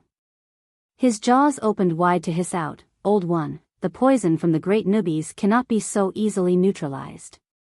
The great Nubis might not be able to kill you, but let's see if you'll be able to do anything else with me here." With the final word being hissed out, Nubis and Wuxia began to fight with one another again. A smog of poison continued to obscure their battle. Jetta Tai had been fighting the blue-robed elder quite passionately as well. The two of them continued to strike at one another with powerful blows that felt as if they could split apart the world. Since he was up against a saint ruler 2 heavenly layers stronger than he was, Jetta Tai couldn't afford to hold back. He struck with all that he had whenever possible. On the other hand, his opponent was fighting with the utmost ease as if there was no pressure at all. Each heavenly layer that separated a saint ruler from another was extremely massive. A deficit like that couldn't be made up easily, unless one was an ancient beast like Nubis. The battle between Jianchen and Situ Qing had been especially bitter for Jianchen. Each blow from Situ Qing was infused with the powers of space so that Jianchen was left unable to dodge it. After such an extensive battle, Jianchen had sustained many injuries and his clothes were stained with his blood, but despite the bad state he was in, his fighting prowess hadn't weakened in the slightest. If anything, the battle had served to empower him and make him fight even harder. The indomitable force that was Jianchen astounded even Situ Qing. Trying to kill Jianchen was as hard as killing a cockroach and 100 times harder than killing a dragonfly, but Situ Qing was still sure that he could kill him. "Bai Hai, stop wasting your time with him and lend me a hand here. We need to kill Jianchen," Situ Qing implored Bai Hai. He desperately wanted to kill Jianchen today and would need the 5th heavenly layer saint ruler to help him. The blue-robed elder nodded his head after hearing Situ Qing's request. While he was battling Jetta Tai, he had been taking careful notes of the fight between Jianchen and Situ Qing, so even he was extremely shocked by Jianchen's fortitude. Without any more misgivings, the blue-robed elder launched an all-out attack against Jetta Tai. Thanks to the large difference in strength between the two, only a few more exchanges were needed before Jetta Tai was dealt a devastating blow to the chest, sending him flying to the ground below. Without Jetta Tai to stop him, the blue-robed elder didn't hesitate. He immediately speeded toward Jianchen. The power of the world began to congregate in his hands as he delivered a palm strike to Jianchen's chest. Even Jianchen felt himself grow grim at the powerful energy in that palm. He could sense that the power in his attack was several times stronger than the attacks of Situ Qing. It was very possible that his chaotic body would be unable to withstand it. "Brother Jianchen, I, Huang Tianba, have come to help you." At that moment, a loud but elderly voice boomed from the far horizon. During the next second, a white figure sped over to them at an incredible speed. Chapter 650, Gathering Experts from Every Direction, 2. At the most crucial moment, the patriarch of the Huang family came speeding forward. A wave of energy washed over the entire area with so much pressure it seemed to freeze the entire place. The fist of the blue-robed elder stopped just barely an inch away from Jianchen's chest. Turning his head, the elder looked at the incoming person with narrowed eyes. Blast it all. I didn't think that Jian Chen would have such a powerful amount of assistance. Situ Qing wailed bitterly. The incoming person had an aura that terrified even him. This person was stronger than he was. This person is equal to me in strength as a fifth heavenly layer saint ruler. Situ Qing, it seems like you'll have to deal with Jian Chen yourself. The blue-robed elder spoke expressionlessly. Situ Qing gave a slight nod of his head. He knew that this newcomer was a strong one that only Bai Hai could handle. I thought that Guqiu would be able to handle the other two while Bai Hai and I would be able to fight and kill Jian Chen together. I didn't expect one of them to be the ancient golden-striped silver snake, able to fight one-on-one with Guqiu. This brat, if I knew he had such powerful help, then I would have asked even more experts to come. I very much doubt the Shi family would decline even the tungsten alloy deposit if offered. The saint ruler thought bitterly to himself. With the addition of a fifth heavenly layer saint ruler into the fight, it would be very hard to kill Jian Chen now. As if one with space, the patriarch of the Huang family sped toward the fight with impeccable speed. When he first spoke, he had been extremely far away from Jian Chen, but by the time he finished speaking, he was already to where Jian Chen was before moving to strike the blue-robed elder. Becoming wary of him, Bai Hai lashed out with a palm strike filled with the world's power to greet him. Bang! When the two palms struck each other, it was as if an explosion was made between them. Following the ear-deafening explosion, a wave of energy billowed out, wreaking havoc wherever it spread. Huang Tianba and the blue-robed elder were equally matched in strength. Almost as if they were pillars that held up the heavens themselves, the two men stood dignified in the air. Even though the energy from their strike originated in between them, neither of them moved a single inch from their spots. Soon after, the berserk fallout of energy faded away and Huang Tianba stood protectively in front of Jian Chen like a stone steel. Now that there was a gap between them and the enemy, Huang Tianba turned around to look at Jian Chen.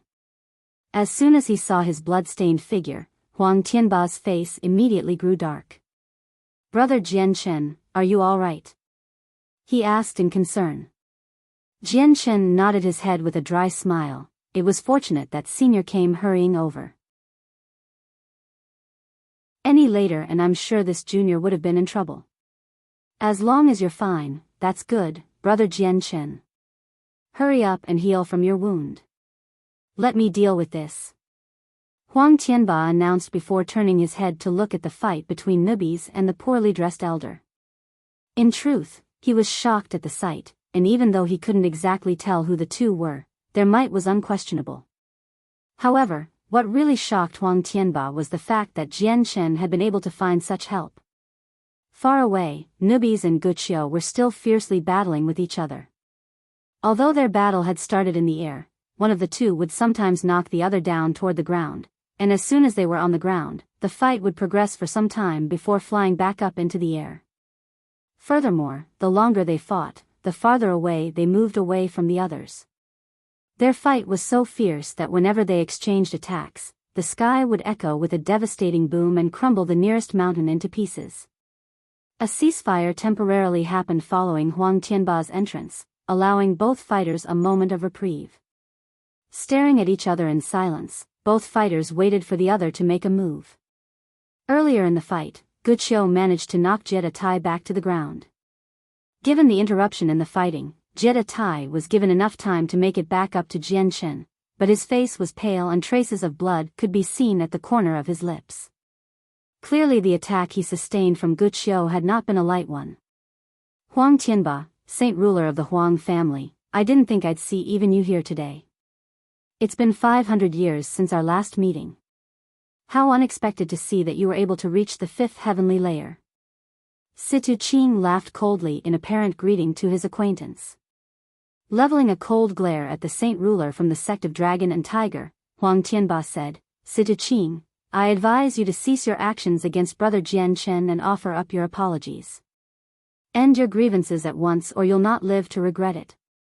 Situ Qing's eyes flashed with a cold light. "Huang Tianba, you speak a little too soon. The days that Jian Chen will live are numbered. Do you think you'd be able to change that by yourself? And according to what I know, your Huang family isn't in good straits either. Your feuds aren't easy to neglect, so I should be advising you to back away from this fight or else you will earn another strong foe for your Huang family. Ha ha ha ha. Huang Tianba laughed out loud as if mocking Situ Qing. Situ Qing, if you were to say these words to me before, I would perhaps be intimidated, but today, your words and these friends of yours hold no threat to my Huang family. If they dare approach, I cannot guarantee that they'll be able to return home alive. Is that right? Huang Tianba, it's been a scant few years since we last met, but you seem to have become senile since then if you'd ignore even my Hongfu clan. Allow me to experience just what capabilities you have to back up what you say. The voice of an elder suddenly rang out after Huang Tianba with a powerful volume that reverberated across the sky. Just 10 kilometers away, 2 black-robed figures suddenly appeared out of nowhere, flying to where Jianchen was. The sudden arrival of this speaker caused Huang Tianba to falter slightly. His face grew dark before he whirled around to look at the 2 black-robed elders. What brought you two here? The 2 of us just only arrived here 2 days ago. At first we planned on watching the show from the sidelines, but when you came running here, Huang Tianba, with your arrogant words, neither of us could let it stand. Let us 3 fight then, and see if you have the power to ignore even our Hongfu clan. One of the 2 elders laughed. Promptly snapping a jade stone in half, he threw the pieces into the air so that the turbulent winds could carry them away.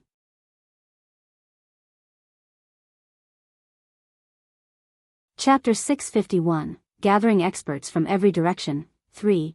A cold sneer crept onto Huang Tianba's face when he saw the black-robed elder crush the jade stone.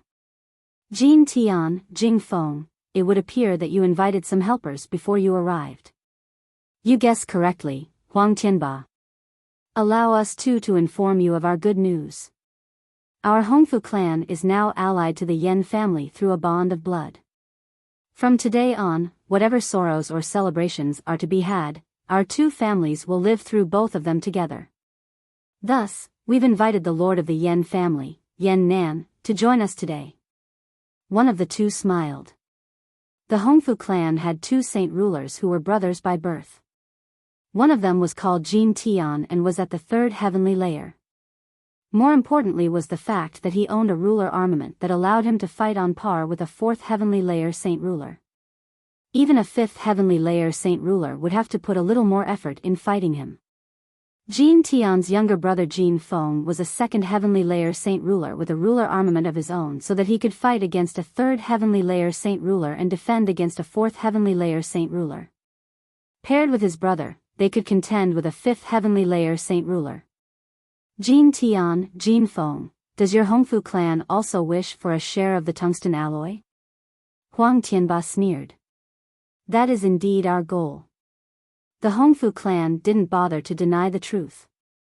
The tungsten alloy is an extremely precious object. Even a mountain of purple gold wouldn't be worth a deposit of tungsten alloy, let alone a tremendous wealth like this. How could our Hongfu clan ignore it? Huang Tianba snorted. Jin Tian, Jin Feng, trying to take tungsten alloy by yourselves is nothing more than the dreams of a madman. Do you not know that Jianchen, the captain of the Flame Mercenaries, is also an imperial protector of the Qinhuang Kingdom? Don't even bother mentioning the Qinhuang Kingdom. Our Hongfu clan may be hermits, but we aren't deaf to the world. With the restoration of the previous regime of the Holy Empire of the 3 great empires, the subordinate Qinhuang Kingdom has no other choice but to get involved. They can hardly protect themselves, let alone spare a finger in this matter. Jin Tian spoke. I underestimated your knowledge, it seems.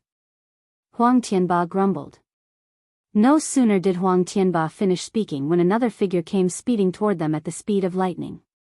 Coming to a stop right by the side of Jin Feng and Jin Tian, this newcomer stood in the air with an intimidating amount of pressure radiating from his body, stifling the air around. The newcomer looked to be in his 40s in age. His hair was down to his waist, but it was being blown this way and that in the air. His stature was bulky and his figure was dowdy with tanned skin to complement his build. In truth, He looked more like a violent black bear. Staring calmly at this man, Huang Tianba said, "Lord Yan, it would be best for your family to stay out of this affair. Understand that the tungsten alloy is an object that'll burn the hand of those that touch it. Even with the yen and the hongfu, you will not be able to safeguard it from the others.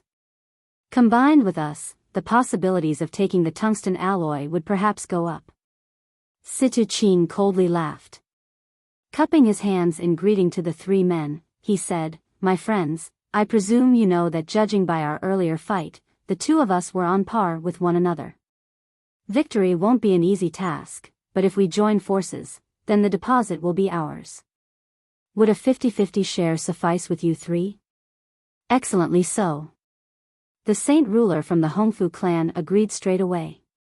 He knew that out of all the saint rulers here, his party was currently the weakest group. If they didn't join forces with one of the two, they'd lose for sure. "Let that be it then. We'll have Bai Hai deal with Huang Tianba, and the four of us will fight to kill Jian Chen." Situ Qing spoke. Jian Chen was the target of his grudge, and Situ Qing wished to kill him.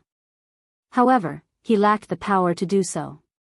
If he didn't hurry to improve his odds, he'd perhaps be the one to lose his life instead. "That'll do. Then let us fight at once. The sooner we take the tungsten alloy, the better. A dream is only a dream during the night." Lord Yan calmly spoke without ever once considering Jian Chen to be a foe to contend with. One moment. Jian Chen's voice suddenly made itself known as they were talking to one another. "Jian Chen, what more do you have to say before your imminent death?" Situ Qing sneered. As if mocking Situ Qing, Jian Chen gave him a strange look. "Saint Ruler, do you really think that if you ally yourself with the Hongfu clan and the Yen family, you'd be able to take the tungsten alloy? How laughably naive you are. I need none of your concern, Jian Chen." Situ Qing's eyes flashed crimson. "Do you really think you're safe yourself? There's no way for you to escape today's fate." "Very well, then allow me to show you how I'll escape this fate today." Jian Chen smiled before turning in another direction. "Seniors, you have come all this way today, there is no need to hide yourself. If you could, please show yourselves." He cried out loud with a voice that echoed further and further beyond into the landscape. "Ha ha ha ha. Jian Chen, you truly do deserve the title of being the king of mercenaries. You have such power at such a tender age, and you're able to sense even us as well. Not bad at all, you are a praiseworthy one." An elderly voice replied to Jian Chen with an equally loud volume. Then just 10 kilometers away, two figures in white materialized into the world, but following their arrival, another 3 elders suddenly made themselves known as well. Originally ecstatic with the chance of being able to win, Situ Qing's joy plummeted as soon as he saw these 5 men appear out of nowhere.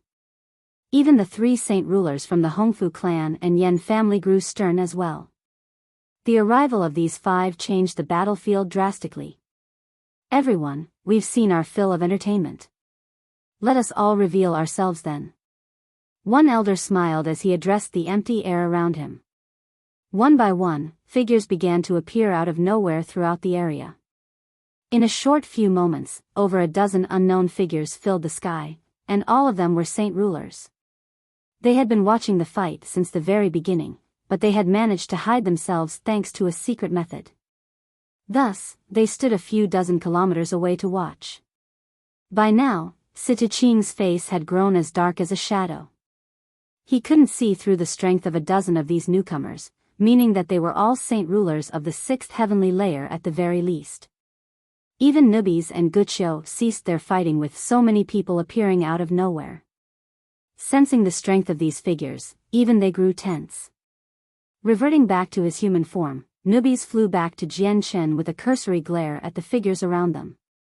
"There's trouble. Many of these individuals are 6th heavenly layer saint rulers. One of them is even a 7th heavenly layer saint ruler.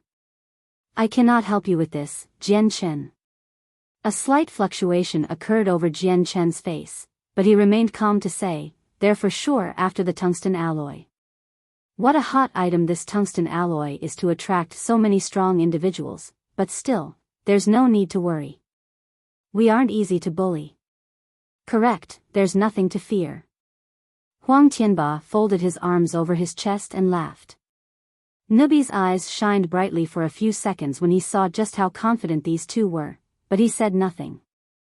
On the other side, the ashen-faced Guqiu arrived back at Situ Qing's side. Situ Qing, the situation isn't looking very well. Situ Qing nodded his head slightly, but when he saw the pigment of Guqiu's face, he hurried to say, Guqiu, you should hurry to flush the poison out of your body. With the strength of the poison of a golden-striped silver snake, even a third heavenly saint ruler would be able to fight you. Nodding, Guqiu closed his eyes and started to prepare the process of detoxifying his body. By now, all of the experts had convened together. One of the elders cupped his hands in greeting to Jian Shen. I am Mo Ziming, Grand Elder of the Divine Sword Sect, and this one to my side is Jian Su. We are pleased to meet you, friend. This junior greets his seniors. Jian Shen returned the greeting as well. Divine Sword Sect? I didn't believe that even they would come. The Divine Sword Sect has existed for tens of thousands of years, an age longer than even the ancient clans. Huang Tianba remarked in shock. Even Jian Shen had to look at these two individuals in a new light after that. We are from Baihua City. Brother Jian Shen, I am Bai Yan. An elegantly dressed man cupped his hands and saluted him gracefully. One by one, the individuals gathered around the area began to introduce themselves to Jian Shen. All of them had extremely powerful individuals as patrons and were thus a part of an extremely strong group. Two of them were from groups stronger than the most ancient clans, and one of them was a saint ruler of the 7th heavenly layer. That alone was enough to match an ancient clan. Despite their extremely lofty statuses, they treated Jian Shen with the utmost respect. Prior to their entry, each one of them had made their inquiries on Jian Shen. Therefore, they knew a decent amount of information. Now that he was comparable to a saint ruler in strength, it was enough for them to speak as equals, being courteous to a genius with limitless potential. Unless there was absolutely no choice, none of them wanted to make Jian Shen their enemy. Seniors, if my guess is correct, you all must be here for the tungsten alloy. Jian Shen spoke. Quick to the point, I see. Then we won't mince words either, Brother Jian Shen. Your guess is correct. Our Baihua City came here today for the tungsten alloy. We hope that Brother Jian Shen will resign yourself to part with 20% of the deposit. Naturally, we won't mistreat you. This will be an extremely beneficial trade to the both of us. The graceful-looking Bai Yan spoke. Our Divine Sword Sect wishes to trade for the tungsten alloy as well. Similarly, we hope that Brother Jian Shen will be fine with trading 20% of the deposit to us. The Grand Elder Mo Ziming opened his mouth to speak. Our Nine-Yang school, shortly afterward, the groups began to offer out their prices in hopes of taking a part of the tungsten alloy. Each one of them had originally planned on taking the tungsten alloy by force, but with how chaotic the situation was with so many forces gathering, no one would be able to monopolize it all. So thus, they would have to change their plans. Jian Shen's face had grown dark after listening to everyone's offers. Every one of them wanted 10 or 20% of the deposit. While that wasn't a big amount individually, there'd be none left for him if he were to divvy it up like that, and that would not be worth it at all. Suddenly, a melodious voice made itself known. He, little brother Jian Shen. It's been a few years since we met, yet you've changed so much. Perceiving this change has left this sister awe shocked, you know.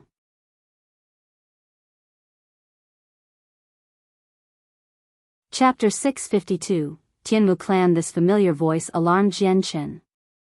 Whirling around with a startled expression, Jian Shen could see another 3 figures flying through the air. The most eye-catching figure was the young woman in between the 2 other figures. From appearance alone, she looked to be in her 20s at the very oldest. She wore a red robe with an equally red ribbon tied at her waist in a pretty-looking bow. Her appearance was almost as if she was a seductress stepping straight out of a painting.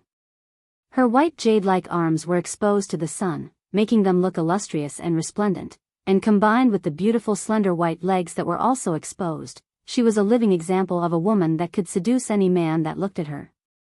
Her appearance was without a doubt a being of beauty that could bring a country to its knees, but compared to Yu Yu or Huang Wan, this woman was still clearly lacking.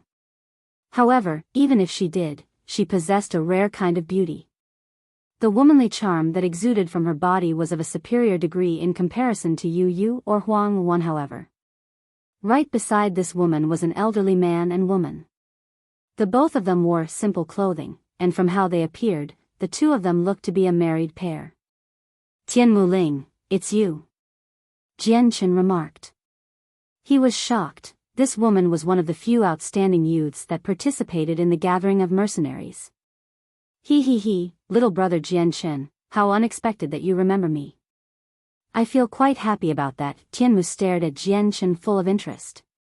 Her right hand touched her lips as if to hide a small laugh. Little brother Jian Chen, it's been a few years now, I never would have imagined that you'd reach such heights. It's hard to believe that you could fight even a saint ruler now, but this young lady has nothing but the utmost respect for you now. Looking down at his blood-soaked clothes, Jian Chen forced out a smile. Tian Muling, spare me your sarcasm. While I can fight a saint ruler, I've done nothing but take a beating from them. Pealing with laughter, Tian Muling said, little brother Jian Chen, you might as well throw your lot in with this older sister. I can protect you, and even though my strength is weaker than yours as an earth saint master, this older sister can guarantee that no saint ruler will bully you. Jian Chen's heart skipped a beat. According to what she was saying, he could guess that Tian Muling's clan was most likely so tremendously powerful that even these people gathered here today were of no importance to them. Curious, Jian Chen glanced at the two elders beside her. Just inwardly, he remarked to himself that these two elders surely had to possess an extremely terrifying strength. Blast it all, what bad luck we have. Why are such strong humans coming out one after another? That elderly male next to that young female stands at the zenith of the Saint Ruler realm. Only one more step is needed for him to enter the Saint King realm, and that elder female is at the 8th heavenly layer. The two of them could stop all the Saint Rulers here if they wished. Newbies cursed to Jian Chen. Jian Chen's heart skipped a beat as he looked on in shock at the two elders next to Tian Muling. Waves of shock spread through his heart as he registered the news given to him by newbies. He hadn't thought that Tian Muling would be able to manage such a terrifyingly strong power like this. These two elders were at the 8th and 9th heavenly layer. Seeing how Jian Chen was silent, Tian Muling looked to the two elders next to her and held their hands coyishly. Grandpa Jun, Grandma Wang, you have to help little brother Jian Chen, okay? I'll ignore you if you don't. Ha, very well then. We'll help him for you, great-granddaughter. As long as your little brother Jian Chen is willing to compromise with us, we'll lend him a hand. The one named Grandpa Jun lovingly replied to her. His eyes hid none of the doting affection he felt. Thus, it was obviously apparent that he held Tian Muling in high regards. What a decent young man this one is. Unarrogant and sensible, unlike the other heirs who know nothing but arrogance.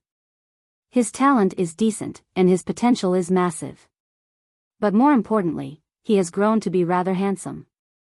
A good match for our Linger. This grandmother approves. The one known as Grandma Wang laughed. Grandma Wang, don't be so irresponsible with your words. There is nothing but an innocent friendship between your great-granddaughter and Jian Chen. It's not what you think. Tian Muling complained with a pout to her lips. Smiling benevolently, the old woman spoke. Yes, it was not but this old woman's daydreams. Your grandmother won't speak of it again, so please don't be so mad, great-granddaughter. Of course I won't. Tian Muling smiled before turning her head to wave at Jian Chen. Little brother Jian Chen, come over here. Grandpa Jun and Grandma Wang will protect you. Tian Muling, you must be here for the tungsten alloy as well. Jian Chen inquired. And quick to the point. This old woman likes that. Indeed, We came all the way here specifically for the tungsten alloy. Little boy, you cannot monopolize this deposit all by yourself. You do not have the power. Why not give half of it to our Tianmu clan? We will ensure that you will be protected, and we will take care of any other troublesome matters. You will not be dissatisfied. The woman made an offer. Upon mention of the Tianmu clan, a shift of mood was displayed on everyone's faces. The Tianmu clan? So even the Tianmu clan has come over here. The Grand Elder from the Divine Sword sect spoke with skepticism. Even Huang Tianba looked grim at the mention of the Tianmu clan. The tungsten alloy has a great deal of allure if even the Tianmu clan has their interest piqued. The Tianmu clan are one of the ancient families with powers that reign supreme over many others. They even have a saint king overseeing their clan. He whispered to Jian Chen. Saint king. Jian Chen sucked in a sharp breath at the mention of a saint king. Existences like those were almost at the same level as gods on the continent. So even one of the most ancient families has come. A clan like theirs could challenge even the Gilligan clan. Nubi sighed in slight surprise. Brother Jian Chen, the tungsten alloy is extremely precious. You can't give even a little of it to anyone. Huang Tianba mentioned to Jian Chen. Little brother Jian Chen, don't bother listening to that old man. The tungsten alloy is indeed precious, but the fact that you're trying to hold it for yourself would make others red at the eyes after hearing such news. Without the power to defend it, it'll only bring trouble onto you. It's best that you cooperate with my Tianmu clan. Came Tianmu Ling's sing-song voice. No one else spoke a word around them. While they themselves were of strong factions, they were only hermit clans and families in the end. Compared to one of the ancient families, all of them were of completely inferior statuses, yet no one was quite willing to give up. Even if it cost them an arm or leg, they wanted to make a deal for this precious treasure. So even the Tianmu clan has come. Jun Moheo, Wang Yanhong, I didn't believe that you two would be the ones who came. At that moment, another elderly voice reverberated through the sky as two elderly men came walking toward them, coming to a stop just 500 meters away. The sight of these two caused both Grandpa Jun and Grandma Wang to raise an eyebrow. However, it was Grandma Wang that spoke first. Aoyun clan, so even you've come for the tungsten alloy. What? He's from the Aoyun clan?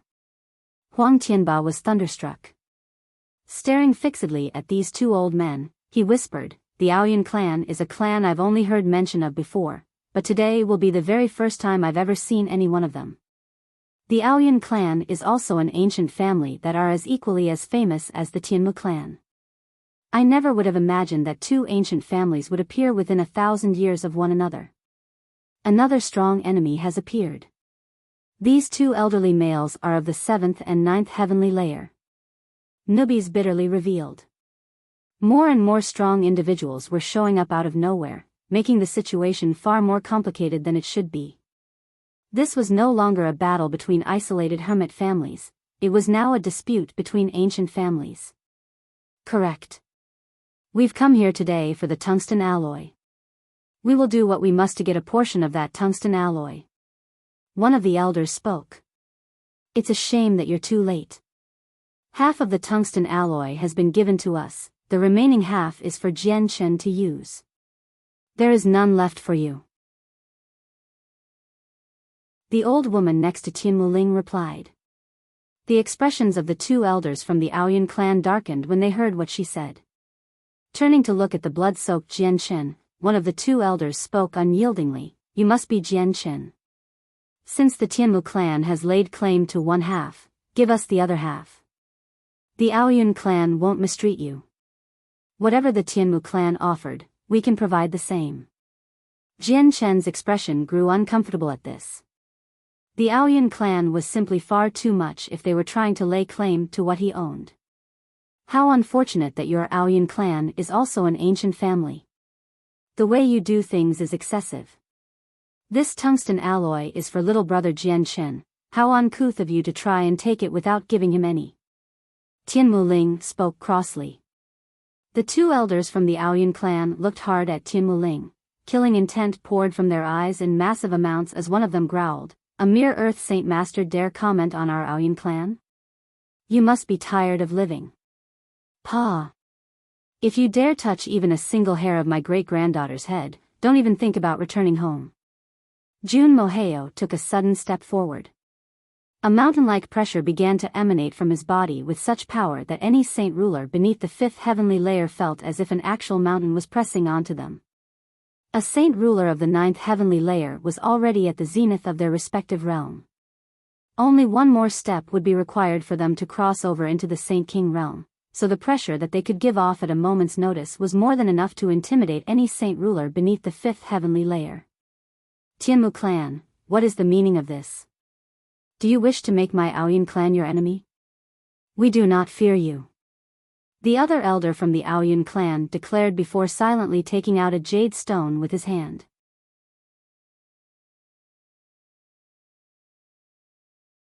Chapter 653, Tianjian has arrived. What? You wish to take on the two of us by yourselves? Jun Moheo coldly laughed. Earth Saint Master, so what? If you dare bully my great-granddaughter, your bodies will remain behind here forever, so I declare. Even the helper that you plan on calling will meet their demise. The two figures from the Aoyuan clan had ugly looks on their faces. A mighty seventh heavenly layer was being humiliated and given no respect at all, but with how strong the enemy was, they had no choice but to accept their bitter fate. In the case that they really did anger Jun Moheo, it would be extremely dire for the Aoyuan clan. After all, he wasn't by himself. He still had Wang Yanhong, who was nearly as strong as he was with him. The two saint rulers from the Aoyuan clan stared balefully at Tian Wuling right in between the two elders. Even they were shocked to see that a mere Earth Saint Master was being so affectionately looked over by two supremely strong beings. If it was for her, they'd not hesitate to fight. Knowing this, the Aoyuan clan felt troubled that a conflict would actually happen. Sighing, the two elders regained their normal expressions and looked to Jian Chen. Jian Chen, it would best for you to hand over the other half to our Aoyuan clan. Rest assured, our Aoyuan clan is an ancient family, we will not mistreat you. Perhaps it was because of the stiff words he had received from Jun Moheo, but his face was unnaturally dark. A glint of sharp light could be seen flashing from his eyes as if attempting to intimidate Jian Chen into accepting. Displeased, Jian Chen looked back at him with a wooden expression. He was not happy at the reception he received from the elder. My apologies, I cannot give half the deposit to your Aoyuan clan. Jian Chen, think twice about the aftermath that would await you. Give it some consideration. I'll give you some time. The other elder ominously growled. Still resolute in his decision, Jian Chen shook his head. There's no need for that. I've made my choice.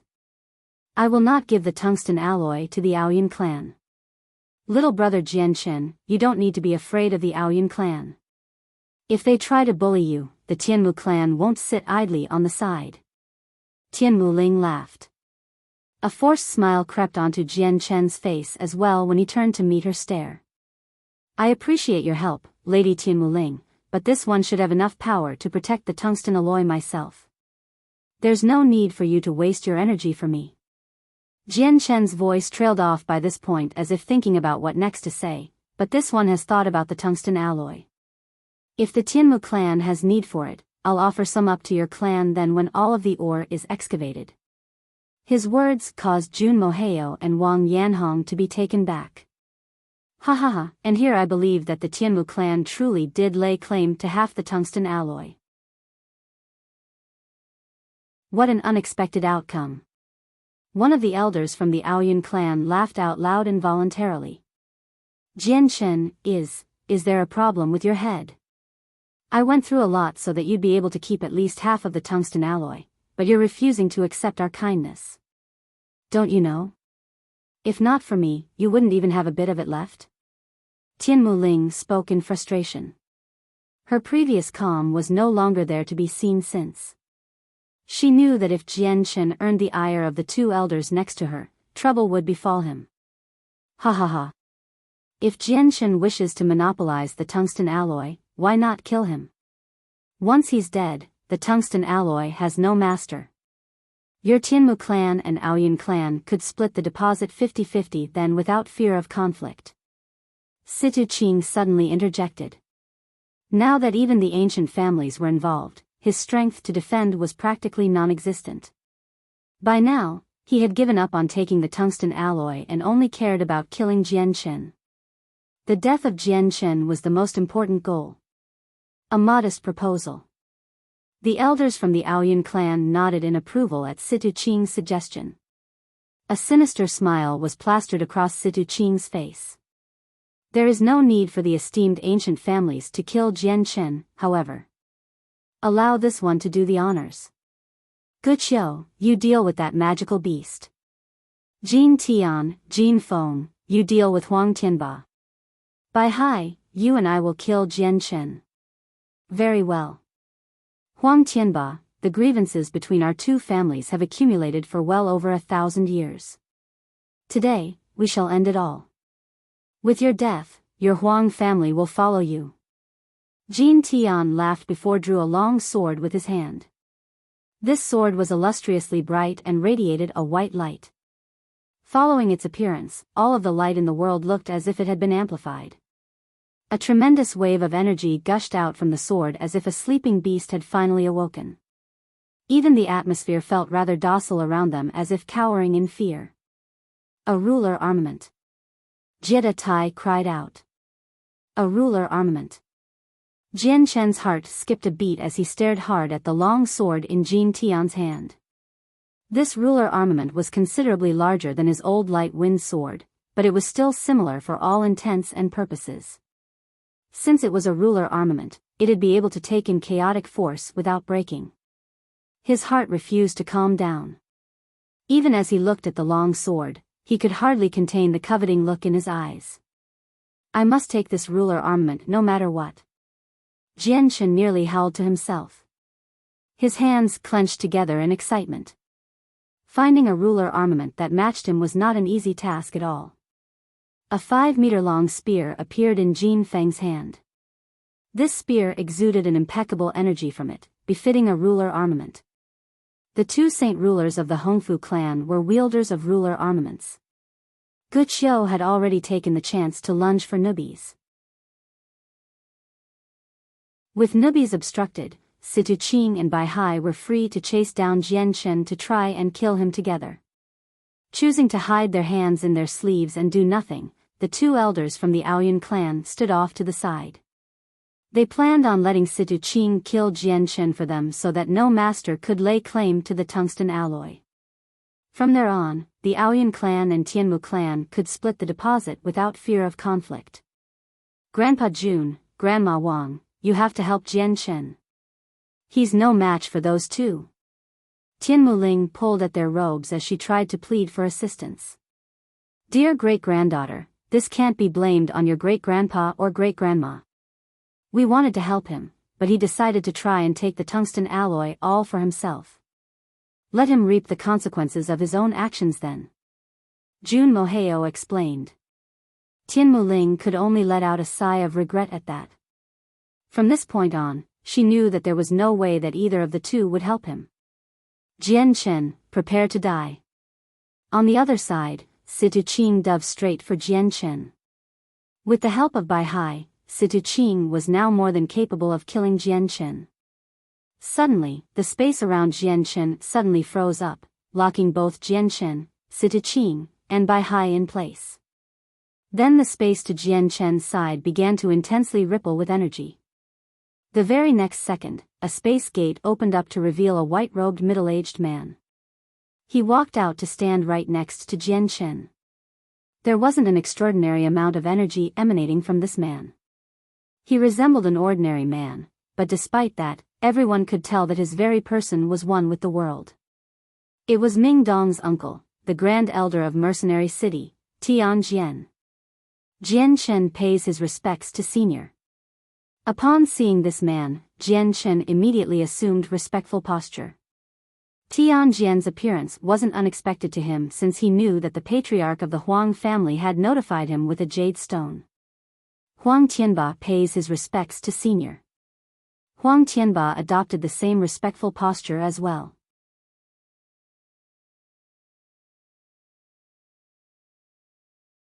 Chapter 654, Precursor to Arrival. The sudden appearance of Tianjian shocked every single saint ruler in attendance. Every single faction could hardly keep their own emotions in check as they gaped at Tianjian in absolute shock. Opening a space gate into the world itself was a feat only a saint king could do. This white-robed middle-aged man was clearly an existence even more paramount than that of a saint ruler. Jin Tian and Jin Feng of the Hongfu clan were both aghast as they looked at Tianjian. Looking at the still bowing figure of Huang Tianba, the both of them looked rather unsure of what to do, yet their faces were still as dark as before. Their archenemy Huang Tianba clearly knew this powerful entity, meaning that this was an extremely bad omen for the Hongfu clan. How unexpected to see that there's a saint king standing behind Jian Chen as well. Jie Tai thought to himself with fear. A saint king could turn their noses up to even an ancient family. In the case that an ancient family had one of those, they would practically fear nothing. Bai Hai and Situ Qing finally regained their ability to move as well. The two of them could only cease their pursuit of Jian Chen and look at Tianjian in fear. Situ Qing in particular looked to be frightened to death. Tianjian stood in the middle of the sky with not an extraordinary presence to be seen from his person, but his figure felt as if it was one with the world. If one wasn't paying too much attention to him, he would have most likely been ignored. Giving a cursory look around the place, Tianjian's eyes hovered momentarily on Jian Chen before curiously glancing to the ground beneath him.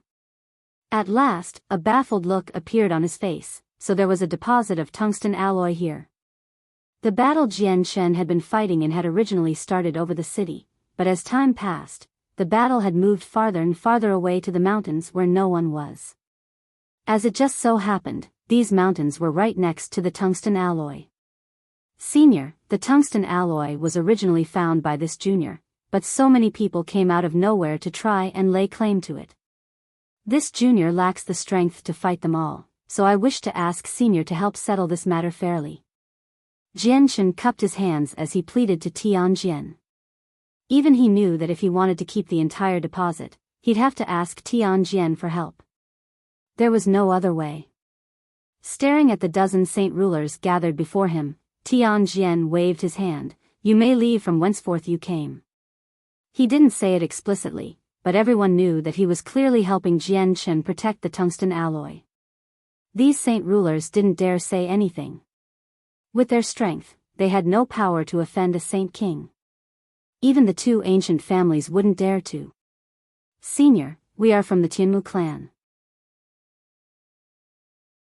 We traveled thousands and thousands of kilometers in hopes of being able to win some tungsten alloy.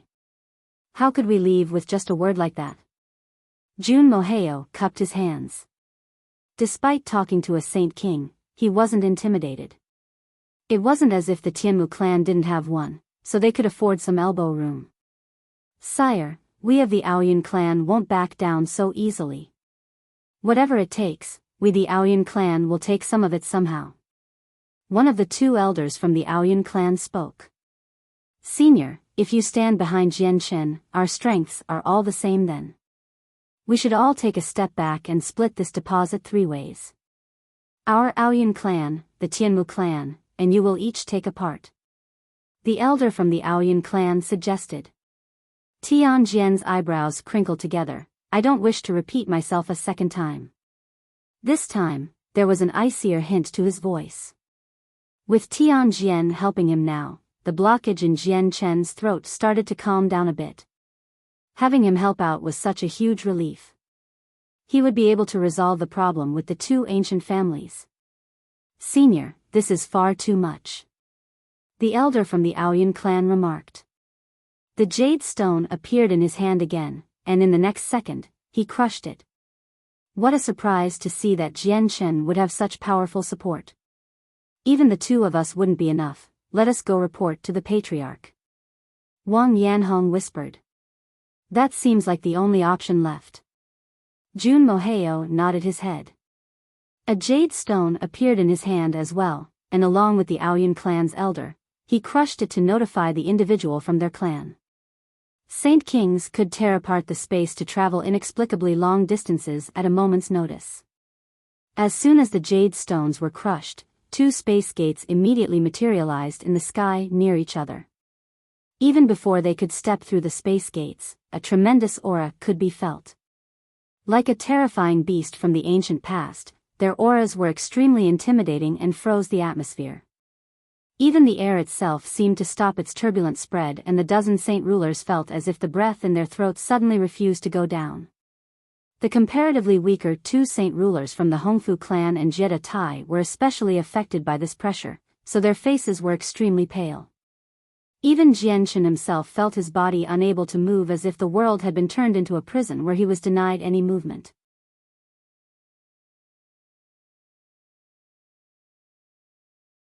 Chapter 655, Tianjian's Strength. Thanks to the space gates that opened up in the fabric of the world, the Saint Kings of the Aoyun clan and the Tianmu clan arrived. Although they were also Saint Kings, the Saint Kings of the Aoyun and Tianmu clan would made their entrance far more impressive than Tianjian. The pressure that accompanied their arrivals was far beyond what Tianjian's ordinary presence was. A white-robed and another gray-robed old man walked out of their respective space gates. Both of them looked to be in their 70s, and had eyes that shone with the brightness of a sea of stars. If one were to look at their eyes, it'd be possible that they'd be lost in them. The 2 of them stood right in front of their respective families, and their elderly bodies looked as if they were immortal figures that would never die. Practically anyone that looked at them felt a strange mystique wash over them, as if feeling that the world had recognized these figures as the strongest. We pay our respects to the Lord. We pay our respects to the Grand Elder. The elders from the Aoyunu and Tianmu clan both bowed their figures down to the waist toward the 2 Saint Kings respectfully. Shortly afterward, they began to recount a detailed explanation of what was going on. By now, all of the saint rulers gathered here from the other parties had moved far away. Each one of them had given up on the idea of taking a part of the tungsten alloy for themselves. There wasn't even a point to even think about it now. With the ancient families taking part in this affair and 2 more Saint Kings joining the fray, it had long since become a battle they couldn't participate in. The 2 Saint Kings came to a quick realization of what was going on. They quickly turned to look at the white-robed Tianjian, who was still standing there without a care in the world. "Sire, who might you be?" the Saint King from the Tianmu clan asked respectfully. Despite him being unable to see through Tianjian's strength, he didn't exactly fear Tianjian either. All Saint Kings could hide their strengths, making it hard for others to tell just how strong they were in general. "I'm nobody important. This tungsten alloy isn't yours. Go back home," Tianjian plainly responded. From the way he talked, it was plain to see that he didn't see these 2 Saint Kings as a threat. Tianjian's words caused the Saint King from the Tianmu clan to darken in the face. His cavalier words demonstrated that he cared not that a Saint King was in front of him, thus angering the Tianmu clan's Saint King. Furthermore, Tianjian's tone was very monotonous, but his words were commanding by telling the 2 clans to return home. This was a direct slap to the faces of both the Aoyun clan and the Tianmu clan. From far away, the dozen hidden saint rulers all gave each other strange looks. They were all trying their best to guess Tianjian's strength and identity, who he was. Throughout the entire continent, there weren't many that could easily dismiss 2 ancient families and speak so rudely to them at the same time. The Saint King from the Aoyun clan grew solemn as well. Glaring at Tianjian, he spoke, "Sire, you are audacious. Telling us to go back home with just a single sentence. Do you think that you can fight the Tianmu clan and the Aoyun clan by yourself?" Folding his hands behind his back, Tianjian replied, "I don't wish to fight you, but it seems that if I don't, you too will not go away." How arrogant! "Sire, if you are so confident in your own skill, then allow this elder to bear witness to it." The Saint King from the Aoyun clan sneered before a condensed amount of world force began to form around his palm. With frightening speed, he flew toward Tianjian with a fist ready to punch. World Force was the energy that a Saint King could wield. Compared to Saint Force, World Force was far stronger. It was incorporeal since it was an energy made of a nothingness, but its strength was extremely potent. Still standing with his hands behind his back, Tianjian made no sign of moving. Instead, a bright gleam of golden light flew forth from his eyes, and shot toward the Saint King with frightening speed. The speed in which the golden light was traveling was incredibly fast. It easily pierced through the world force and dispersed it without a problem before continuing toward the Saint King without slowing. PFT. The beam of golden light struck the chest of the Saint King and tore through him as if he was made of tofu. The next moment, a small cavity the size of 2 fingers could be seen in his chest. 2 rivers of blood flowed forth from the wound that the Saint King sustained. Looking at the 2 wounds in his chest, the Saint King was astounded and could only look on in disbelief. The eyes of the Saint King of the Tianmu clan were as wide as copper plates. He could only stare at the chest of the Saint King of the Aoyan clan as blood continued to drip from it. Like everyone else, he was astounded as well. The Saint rulers who were all looking at the fight were tongue-tied. Floored by the sight of this wound, not a single one of them could believe their eyes. Everyone was simply thunderstruck. Despite it happening right in front of their eyes, everyone just had to doubt themselves. A mighty Saint King had been easily injured right in front of them. Gigi Grand Elder, are you all right? One of the 2 Saint rulers was quick to respond. Flying to the Saint King, the faces of the Saint rulers were especially white as they stuttered out a question. Their Grand Elder was a supreme Saint King. Through the eyes of the continent, these beings essentially stood on top of all. To be easily injured by someone who may as well be blowing dust off his shoulder was a mind-blowing event. It felt as if the Saint King hadn't heard either of the 2. He could only stare at the seemingly ordinary-looking Tianjian in shock. Who are you? Fear filled his voice as he spoke. He knew he couldn't treat Tianjian with the same arrogance as before. Even the Saint King from the Tianmu clan withdrew his aura, looking at Tianjian in fear. Even he found it hard to believe that a tremendously powerful entity like a Saint King would be so easily injured by another. Nubis and Jetta Tai were stunned as well. Both of their faces knew only terror from the startling reveal of Tianjian's strength. Nubis most especially was lacking the usual look of arrogance on his face. Huang Tianba looked to Jetta Tai and Nubis and said, "This is the Grand Elder of Mercenary City. Hurry up and pay your respects." Although he was speaking to the 2 of them, Huang Tianba didn't bother to hide his voice, so all the others heard him too. What? He's the Grand Elder of Mercenary City. At the mention of his status, the ones who heard it gasped out loud. The 2 Saint Kings were no exception. For a while, everyone was far too dazed to say a word. Not a single person made a move either, but then, one of them bowed his head down to Tianjian. "This junior pays his respects to the Grand Elder. This junior pays his respects to senior." Jetta Tai and Nubis immediately bowed their heads low in respect to Tianjian. At this moment, the 2 of them felt their hearts leap into their throats.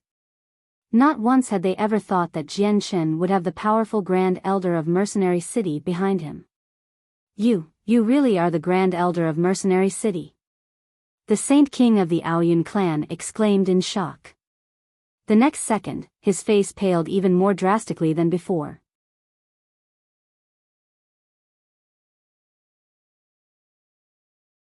Chapter 656, Victory. The Saint King from the Tianmu clan could hardly contain his shock for Tianjian, someone he had disregarded as unimportant earlier. He found it hard to believe that this person was actually the Grand Elder of Mercenary City. But what was even harder to believe was the fact that he would be the one supporting Jian Chen, the one with the tungsten alloy. The Grand Elder of Mercenary City was essentially the highest position of leadership in Mercenary City.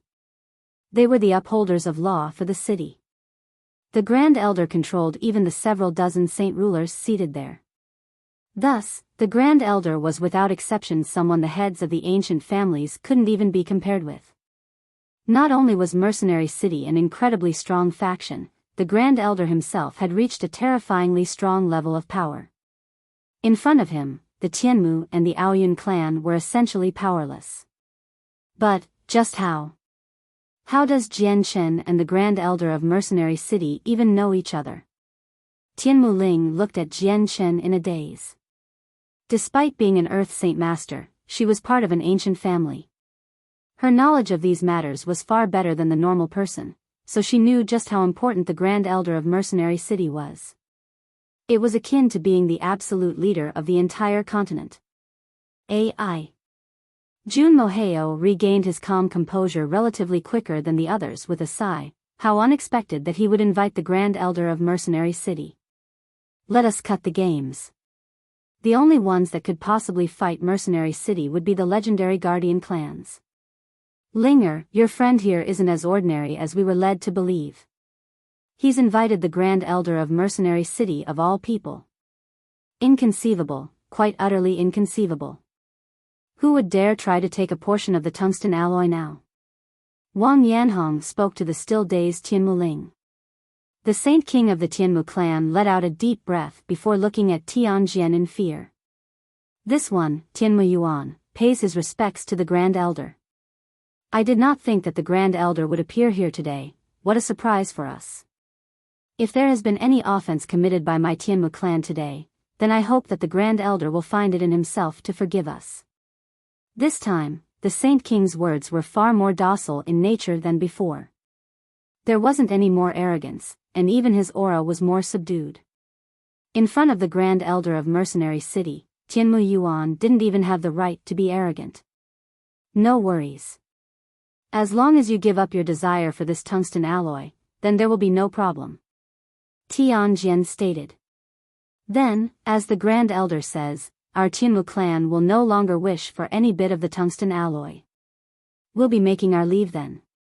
Tianmu Yuan replied. He then gave Tianjian his goodbye, and by opening a space gate into the world, he, along with the other members of his clan, left the area. Grand Elder, this one has been disrespectful to you. I hope the Grand Elder will find it in his heart to allow this one, Aoyun Qingping, to offer up compensation. The Saint King of the Aoyun clan was completely submissive as well. He gave a deep bow to Tianjian since he knew that he was in a tight spot. Even if Tianjian forgave him, the fact that he and the Aoyun clan had committed an offense toward Tianjian would be known to everyone. It was the Grand Elder of Mercenary City that he offended.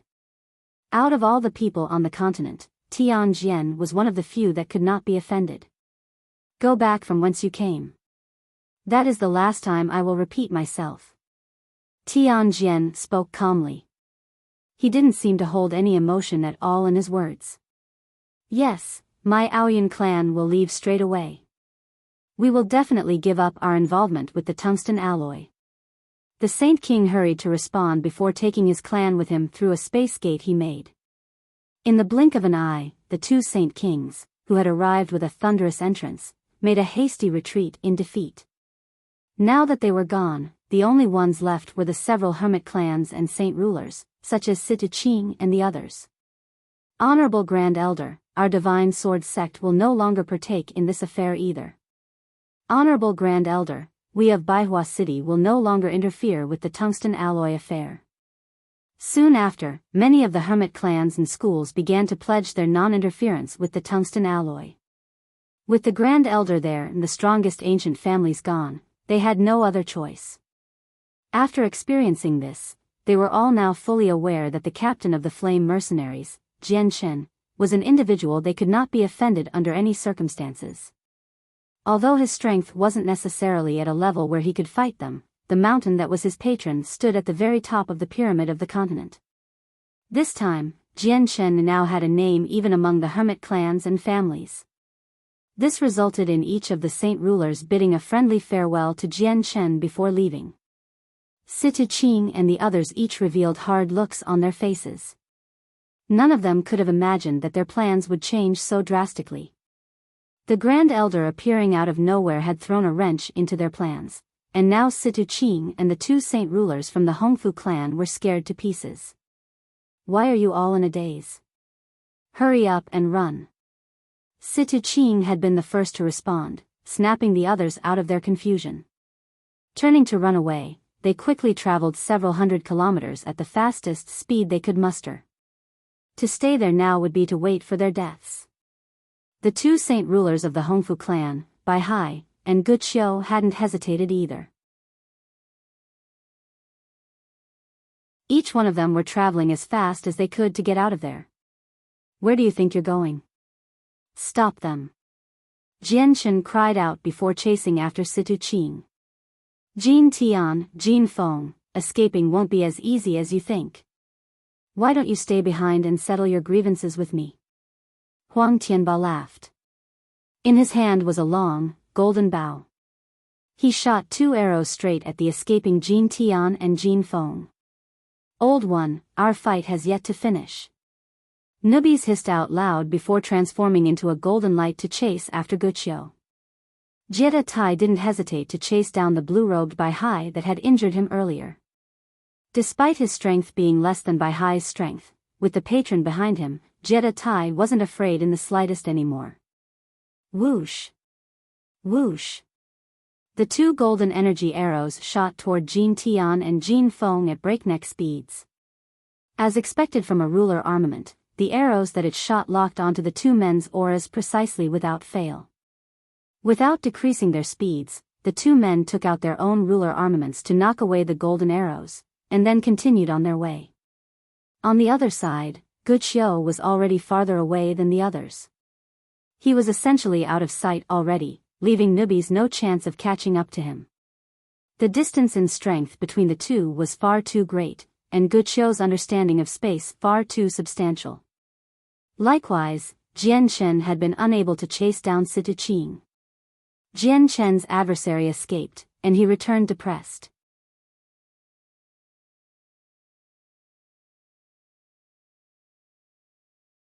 Chapter 657.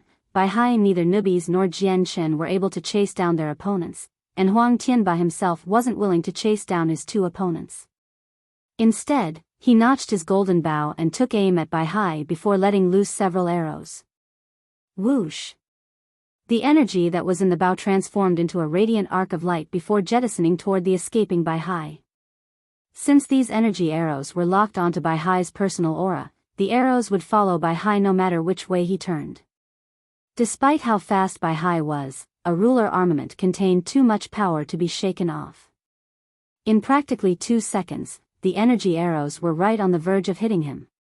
With no way to dodge, Bai Hai could only turn to divert the arrows away. So much energy began to flow into his palm that the space around it trembled slightly as if it was about to collapse. The power in Bai Hai's palm was great, but a ruler armament was the weapon that a saint ruler at the 9th heavenly layer left behind. On its own, a ruler armament was extremely powerful. If it was wielded by another saint ruler such as Huang Tianba, the power of the bow would be incomparably different than when Huang Wan used it back in the gathering of the mercenaries, meaning this arrow wouldn't be so easily blocked. Even as Bai Hai slammed his hand across the arrows to stop them, the arrows continued on toward his chest unimpeded. Amazement flashed across Bai Hai's eyes as he let out a surprised voice, "So this is a ruler armament." Despite the shock, Bai Hai's arm continued to move into the next motion to materialize a broadsword into his hand. With lightning-quick speed, he brought the giant sword down onto the arrow with such force that a crack was left in the space behind the word's path. Boom! When the giant sword and the golden energy arrows collided, an explosion rang out across the sky. Energy washed over the entire world and caused such backlash that even the sky above turned color. Bai Hai had no ruler armament of his own, so blocking with his own sword cost him a considerable amount of energy. Even though the 2 saint rulers of the Hongfu clan were weaker than him, they depended on their ruler armament to block the arrows.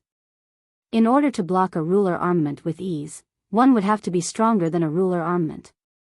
Besides that, the only other option was to use another ruler armament. Thrown back a considerable distance, Bai Hai's eyes honed in on the drawn bow. Huang Tianba had already notched it in preparation to fire again, so Bai Hai said nothing and turned around to continue running. Where do you think you're running off to? The delay had given Jetta Tai enough time to catch up. Flying toward him, Jetta Tai's saint weapon arced onto him. He would consider this strike vengeance for the palm strike Bai Hai given him some time before. Whoosh! At the same time, Huang Tianba shot a second arrow at Bai Hai. It flew, with blinding speed, through the sky. Bai Hai's face grew grim when he felt the arrow come flying toward him. Turning to dodge Jetta Tai's weapon, he gained another 1,000 meters in distance before urging his water-attributed saint force to overflow his body. With a loud shout, he cried, "Fourth miracle water of Bai, absolute rebirth." His water-attributed saint force completely surrounded his body, and quickly took his body out of sight, hovering in the middle of the sky within a bubble. Whoosh! The golden energy arrow shot straight through the blue sphere and disappeared over the horizon, but when the blue sphere faded away, the human inside could no longer be seen. Blast! He's escaped. Jetta Tai angrily cursed between grit teeth at the sight. From far away, Huang Tianba slowly put down his bow to look at the area where Bai Hai once was. What a strange escape technique. Even my lunar bow was unable to track him. He sighed. How unfortunate that not even a single one could be chased down. Nubis lamented. He turned his head back to look at the still-standing Tianjian. He knew that if this Grand Elder were to wish for it, none of their enemies would have been able to escape. On the other side, Jian Shen was frozen still from shock as his eyes stared in the direction Bai Hai had escaped in. Miracle Water of Bai, that's the name of the Bai family's battle skill. Who is this man? Jian Shen muttered to himself in confusion. The patriarch was the one who created the miracle water of Bai, but there's only 3 layers to it. The human tier, the earth tier, and the heaven tier. But that elder had clearly said there was a 4th one. Could he be? By now, Jian Shen's entire body was shaking violently as if an unbelievable thought had occurred to him. Instantly, Jian Shen turned to look at Jetta Tai and Nubis. What was the name of that blue-robed saint ruler? He urgently asked. Huang Tianba, Jetta Tai, and Nubis looked strangely at Jian Shen. The 3 of them were confused on what had caused this strange behavior from Jian Shen. Should be Bai Hai. That is what I heard the saint ruler from the sect of Dragon and Tiger call him. Jetta Tai said. Jian Shen's face blanched as a light flickered through his eyes. Bai Hai, Bai Hai. His name is Bai Hai, and he wields one of the battle skills of the Bai family. Surely this can't be a coincidence.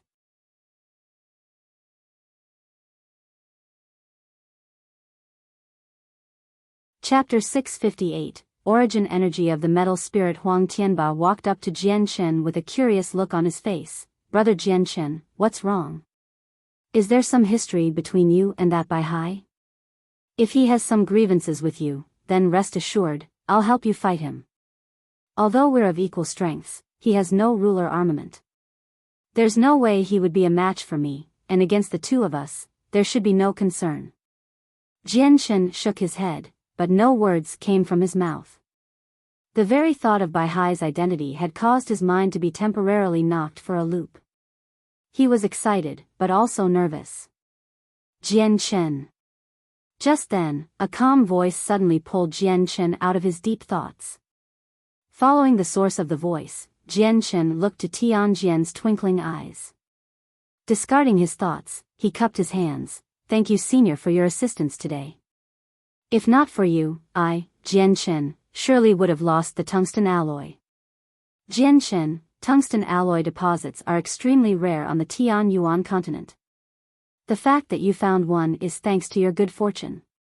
From a cursory glance, I found that there is origin essence, a strange miracle of the world, at the very center of the vein. It's something that could help a saint ruler at the 9th heavenly layer breakthrough to become a saint king. Tianjian remarked. What?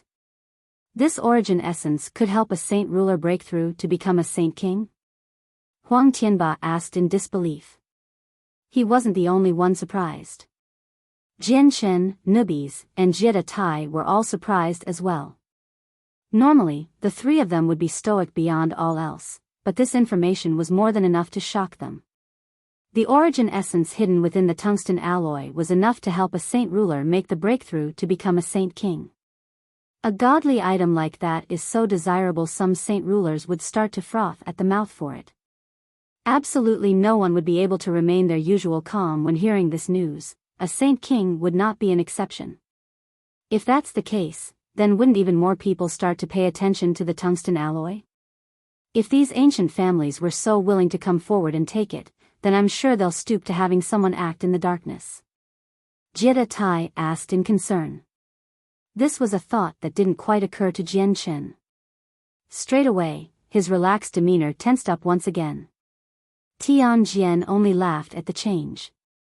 Jian Chen, there's no need for you to worry. Tungsten alloy is already a very hard material to begin with, and this origin essence has bolstered the tungsten alloy to the highest quality. Compared to regular grade of tungsten alloy, this stuff is 100 times stronger, and with the tungsten alloy's peculiar ability to dissipate energy, breaking it open would be a very hard task. I'd be unable to break open the tungsten alloy that protects the origin essence with my meager abilities. With that, you should not be concerned about anyone trying to do so under your nose. The three men and beast let out a sigh in relief having heard that. Even the greed in their hearts was diminished. If the Grand Elder of Mercenary City was unable to break through the tungsten alloy to get to the origin essence, then who else in the continent would be able to? In their minds, the origin essence was already a treasure that absolutely nobody could claim. After sighing in relief, Jian Chen's eyebrows suddenly knit together. If Senior is unable to break open the tungsten alloy, wouldn't that mean I'm guarding a treasure I can only look at, but not use? Jian Chen, with your talents, becoming a saint king won't be a challenge. It's best not to dwell on such matters and focus on your cultivation. Tian Jian spoke. Yes, Senior. Jian Chen replied obediently like a student replying dutifully to their teacher's teachings. Now that this matter was done and settled with, the origin essence, or whatever, was nothing more than an item that would be hard to get. Master. This is the origin force from the metal spirit of the 5 elements. Excellent. I never thought that we'd find the origin force of the 5 elemental spirits here. This is a spirit of the world, an unbelievably rare encounter. The voice of Ziying suddenly made itself known. Aya, it really is the origin energy of the metal spirit. And here Qingsua thought that this world wouldn't have the presence of metal or wood spirits, but here it is now. The sing-song voice of Qingsua made itself known as well. Jian Chen's expression went askew at the 2 spirits' voices, but he recollected himself quickly to ask, Ziying, Qingsua, are you saying that the origin essence that is hidden within the tungsten alloy is the origin energy of the metal spirit? Yes, Master. It really is the energy of the metal spirit. We are sure it's the presence of one of the 5 elementals. Ziying replied excitedly. Master, the energy down below might be quite weak, but it still holds a considerable amount of power. If Master can absorb it, the chaotic body will increase in strength again. Ziying spoke. Jian Chen was moved by this suggestion, but the very thought of the extremely strong tungsten alloy that was protecting the origin essence left him with a headache. Ziying, Qingsua, the tungsten alloy is guarding the origin essence. How would I take it? Ziying and Qingsua quietened down as to think. Before long, Ziying replied first in vexation. Because of the influence of the metal spirit's origin energy, the surrounding rock has become extremely metallic in nature. With Master's current strength, breaking through this layer to get to the origin energy is all but impossible. Master, you just need to wait for the azulate swords to be forged to retrieve the metal spirit's origin energy. Qingsua spoke. Again the azulate swords. Even just the mention of the swords caused a sharp headache for Jian Chen. It was an ardent wish for him to hurry up and forge the azulate swords, but forging the swords was beyond his reach because of how difficult the materials were to get and because he lacked the power to do so. Forget it, it's not as if the origin energy will be running away from here in any case, and no other person should be able to take it. I'll let this matter be. Jian Chen thought to himself. Jian Chen, since the matters here have been taken care of, I'll be taking my leave. Tian Jian's calm voice broke through Jian Chen's thoughts. Senior, since you came all the way here, why not come in and have a drink of tea? It'd be an honor for this junior to act as host. Jian Chen asked. Inviting the Grand Elder of Mercenary City in for a drink would make the flame mercenaries standing skyrocket. Tian Jian smiled. There's no need. I've done what I promised today. I may not have helped you with your enemies, but with your strength, you've more than enough power to deal with them. Whatever's left for you to do will be up to you. Then thank you, Senior, for your assistance. With this, the ones helping the Saint Ruler from the sect of Dragon and Tiger will think twice now. Presumably, the Hongfu clan will find their bonds with the Yen family broken, leaving the sect of Dragon and Tiger alone with the Hanfu clan. That should be a small enough power for us to deal with. Huang Tianba spoke.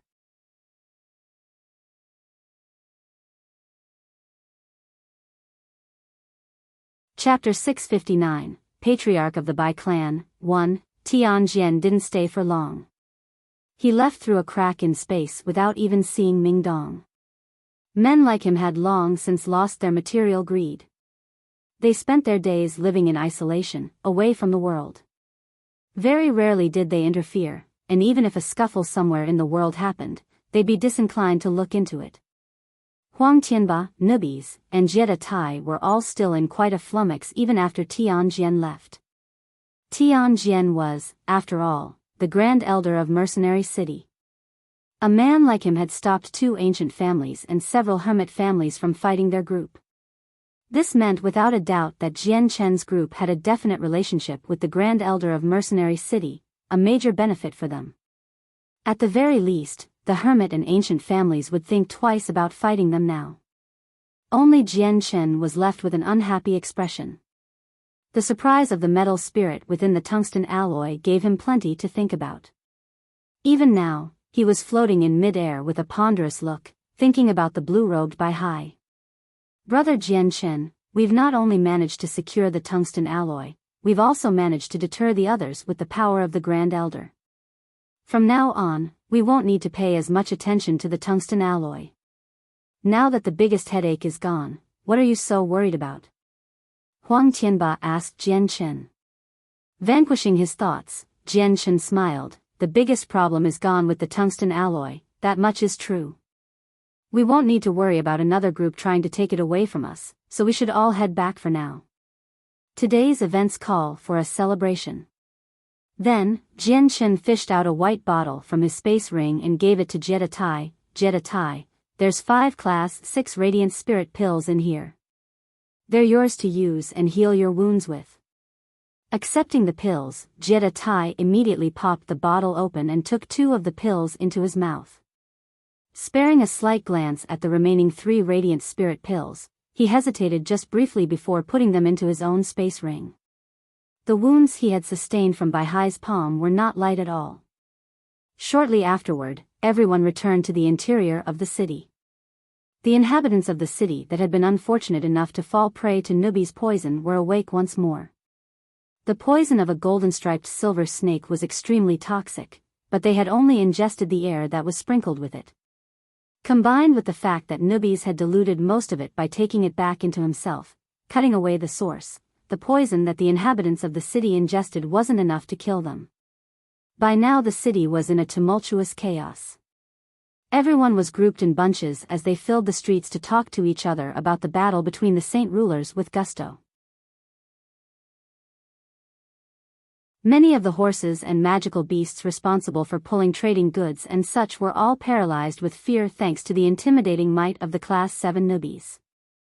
Many of them were unable to stand and were reduced to a shivering bundle of flesh that couldn't be moved even when their owners tried to push and prod them. As a result, the streets were jam-packed with people clogging the way. In the palace, the blood-soaked Jian Chen came walking back with Nubis and the others. As soon as their foot stepped onto the ground, a horde of people came forward to meet them. Jian Chen, are you okay? Was the Saint Ruler from the sect of Dragon and Tiger driven away? Jian Chen, you're hurt. There's so much blood, brother, are you okay? Are your wounds serious? Captain, what's going on? Captain, are you okay? Let me notify the Radiant Saint Masters to come, the captain's injured. Call for a Radiant Saint Master. The friends of Jian Chen and important characters from the Flame Mercenaries came to talk to him in droves, with everyone talking at once. All of them were filled with a great deal of concern and worry for him. Jian Chen was after all the pillar of the Flame Mercenaries. Everyone knew that without Jian Chen, the Flame Mercenaries would have no path forward. If Jian Chen fell, the Flame Mercenaries would fall too. Shushing everyone with a hand, Jian Chen said in a strong voice, "There is no need for concern, my injuries aren't serious. They are only scratches, but I've important news to tell everyone. From today on, no one will try to take our tungsten alloy now. So please rest assured." Is that right? That's great. Everyone let out a rejoiceful cry of celebration at Jian Chen's words. The tungsten alloy was a veritable treasure trove for the Flame Mercenaries. As long as they held it, they would not be lacking money in the future. The city is in a messy spot right now. If everyone could, please go into the city and establish some order. Jian Chen commanded. Yes, Captain. We'll go at once. Several of the mercenaries immediately retreated to carry out his orders. Soon afterward, Jian Chen returned to his own room and washed his body. He cleaned away the blood before inspecting his body. It was still as white and unmarked as a newborn with very lustrous skin, similar a woman's. The wounds he sustained during the battle were nowhere to be seen, not even a single scar remained. The regenerative power of the chaotic body is far too powerful. If I had received such wounds in the past, I would have been left incapacitated for several days. The chaotic body's regenerative power is almost instantaneous. It heals my wounds in less than a breath's worth of time. Jian Chen sighed as he praised the chaotic body. Taking out a clean set of robes from his space ring, Jian Chen dried himself off and then put them on. Walking out from the bathing area, he noticed Ming Dong and the others gathered in the lounge. When they saw the rosy red hue of health on Jian Chen's face, they all looked surprised. Jian Chen, your wounds shouldn't have healed that fast. Your clothes were extremely bloody just a moment ago. Don't tell me that blood was from the Saint Ruler from the sect of Dragon and Tiger. Ming Dong couldn't help but ask. He simply couldn't believe that Jian Chen would have been able to inflict that much damage on someone who had reached the Saint Ruler realm, like Sita Qing. Jian Chen laughed, but he made no motion to answer Ming Dong's question. Now that the problem with the tungsten alloy is resolved, I need to return home for an important matter. I'll leave you all to take care of the matters while I'm gone. Brother, you left for a very long time already and only just got back. Why must you leave so soon? Bai Lian pouted in disappointment.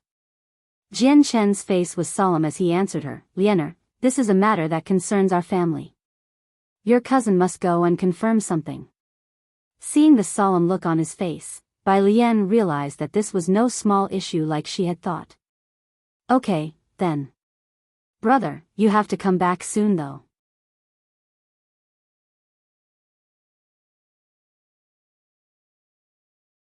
Chapter 660, Patriarch of the Bai Clan, 2. With the great battle drawn to an end, Jian Chen bid farewell to everyone before bringing Nubis and the still sleeping white tiger cub with him to the Jessen Kingdom. He originally planned on going by himself without bringing anyone else, but when he thought about Nubis' personality, he changed his mind. Nubis was a magical beast and was bloodthirsty by nature, unlike the calm and rational Jetta Tai. Jian Chen was unwilling to let the arrogant Nubis stay behind while he was gone. If something happened, then it would definitely become a problem. Jian Chen and Nubis flew through the sky at dreadfully fast speeds before Nubis finally spoke. Jian Chen, this one had never once thought that you and the Grand Elder of Mercenary City would have such a relationship. I, the great Nubis, am surprised. As long as the Grand Elder stands behind you, then I can guarantee that not many people on the continent will try to bully you. Nubis' eyes landed upon the tiger cub in Jian Chen's arm with a slightly more concentrated gaze. Every single Grand Elder of Mercenary City has always been a very talented person. This one in particular seems to be very knowledgeable. Jian Chen, surely you did not tell him about the Winged Tiger God. Senior Tian Jian already knows about the Winged Tiger God. Jian Chen replied. What? He knows already? Nubi's expression grew sharp. That isn't good. The Winged Tiger God is still a youngling, meaning it's still at a tameable age. With the greed that you humans possess, even the strongest of individuals would want to take it. If the Winged Tiger God reaches maturity, it'll be an indomitable force of power that no human would be able to withstand unless another human like Mo Tianyun were to be born again. Jian Chen shook his head. I'm already aware of the situation. Rest assured, the situation isn't as bad as you think it is. Senior Tian Jian, the second elder, and the fourth elder are the only ones from Mercenary City that know about the Winged Tiger God. None of the three have any desire to take the cub. In fact, they were more than happy to give it a large amount of heavenly resources. Is that true? Nubis questioned. How curious. Why has Mercenary City decided to do that? Don't they know how terrifying the Winged Tiger God is? With their strength, there'd be no way to stop the destruction the Winged Tiger God could cause other than by taming it. The Winged Tiger God at its maturity is a huge threat to the entire Tian Yuan continent. They were told to do so by Mo Tianyun from a long time ago. It was in the very first laws that the Grand Elder was given. Jian Chen replied. Mo Tianyun said that? Nubis grew even more curious now. Was there some sort of friendly relationship between humanity's strongest, Mo Tianyun, and the mythological Winged Tiger God? The information I've heard has never once said anything about the two having any sort of communication. That, I don't know, but the time since that era has long since passed. Whatever little information we have isn't complete, and nothing concrete can be learned. Perhaps there is some sort of hidden detail we're not aware of. Jian Chen suggested. Nubis nodded his head in solemn agreement. That much I agree with. After that, Jian Chen and Nubis continued on their path while occasionally talking about one topic or another. With their speed, it only took 1 day worth of travel to traverse several tens of thousands of kilometers, arriving back in the Jessen Kingdom. Stepping into the Jessen Kingdom's territory, Jian Chen and Nubis immediately continued to Lore City. In a flash, they arrived at their destination where the Eastern deity swords from the Qinhuang Kingdom remained camped outside. That must be the army of the Qinhuang Kingdom, so they've made their way even here as well. What a rich display, it is no wonder they are considered one of the 8 great empires. Nubis couldn't help but remark after seeing their camp. Jian Chen could only smile in silence. Flying into the Changyang Manor, the two of them stopped right outside the gates. Since Jian Chen hadn't bothered to hide his aura, his arrival was felt by all of the Heaven Saint Masters. Straight away, 4 powerful auras flew forth from the interior to surround him in every direction. These 4 Heaven Saint Masters were the housekeeper Chang Wuji, Qin Wuming, Qin Wujian, and Qin Wutian. Sensing the aggressive demeanor of the 4, Nubis' expression grew sour. A flash of cold light streaked across his face, and the power that came with being a Class 7 magical beast immediately manifested itself within his eyes. Instead of staring at Heaven Saint Masters, he looked as if he was looking at a weak little ant. Jian Chen's heart skipped a beat when he felt the change overcome Nubis' expression. Clasping his shoulder, he said under his breath, "Nubis, this is my home. Don't be rash." Immediately, the look on Nubis' face softened to only look at the 4 men in disdain. Turning to Jian Chen, he hissed, "The great Nubis, why must you never remember that?" Not sure whether he should laugh or cry, Jian Chen replied, Fine, the great Nubis, please don't be rash here. This is my home." "Understood, but tell these little ones to cease their actions now. There shall be no impudence in front of the great Nubis." Nubis lazily responded. Without even needing to be told again, the 4 Heaven Saint Masters immediately withdrew their fighting auras once they recognized that one of the 2 people was Jian Chen. The 4th Master has returned. We pay our respects to the imperial protector. Chang Wuji and the three others immediately greeted him.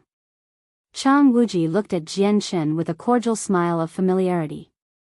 Qin Wuming and the other two bowed to him respectfully. The battle between the Flame Mercenaries and the sect of Dragon and Tiger had preceded Jian Chen's arrival. Everyone had quickly learned of the battle since 3 saint rulers had fled from the Flame Mercenaries and Situ Qing had been heavily injured. So much interest was piqued that practically everyone knew that the captain of the Flame Mercenaries was a saint ruler. Even with so much distance between the Jessen Kingdom and the Heavenly Eagle Kingdom, Chang Wuji and the others were able to learn that their 4th master was a saint ruler.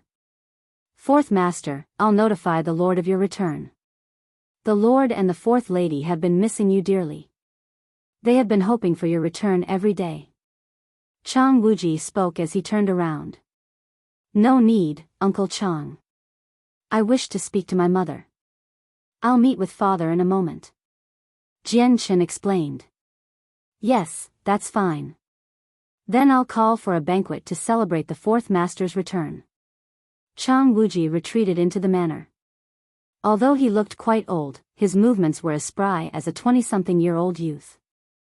Qin Wujian, Qin Wuming, Qin Wutian, you may all go in to rest. I'll be taking care of some matters first.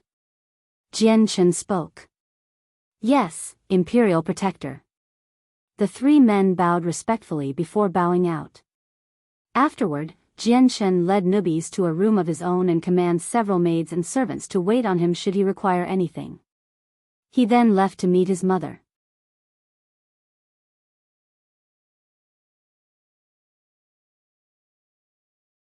Chapter 661, Patriarch of the Bai clan, 3, walking straight to Bai Yintian's room, Jian Chen stopped right in front of the doors. The 2 maids standing guard there respectfully said, We pay our respects to the 4th master.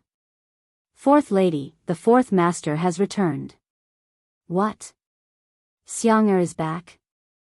The ecstatic voice of Bai Yuntian immediately zoomed out of her room. The sounds of shuffling footsteps could then be heard before the doors to her room opened up. You 2 may leave, there's no need to remain guard here. Without my order, no one has permission to enter this room. Jian Chen commanded the 2 maids before striding in. This maid hears and obeys. The 2 maids bowed slightly before leaving the area. Xiang'er, you've finally returned.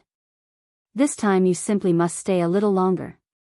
Bai Yuntian spoke in her common graceful speech.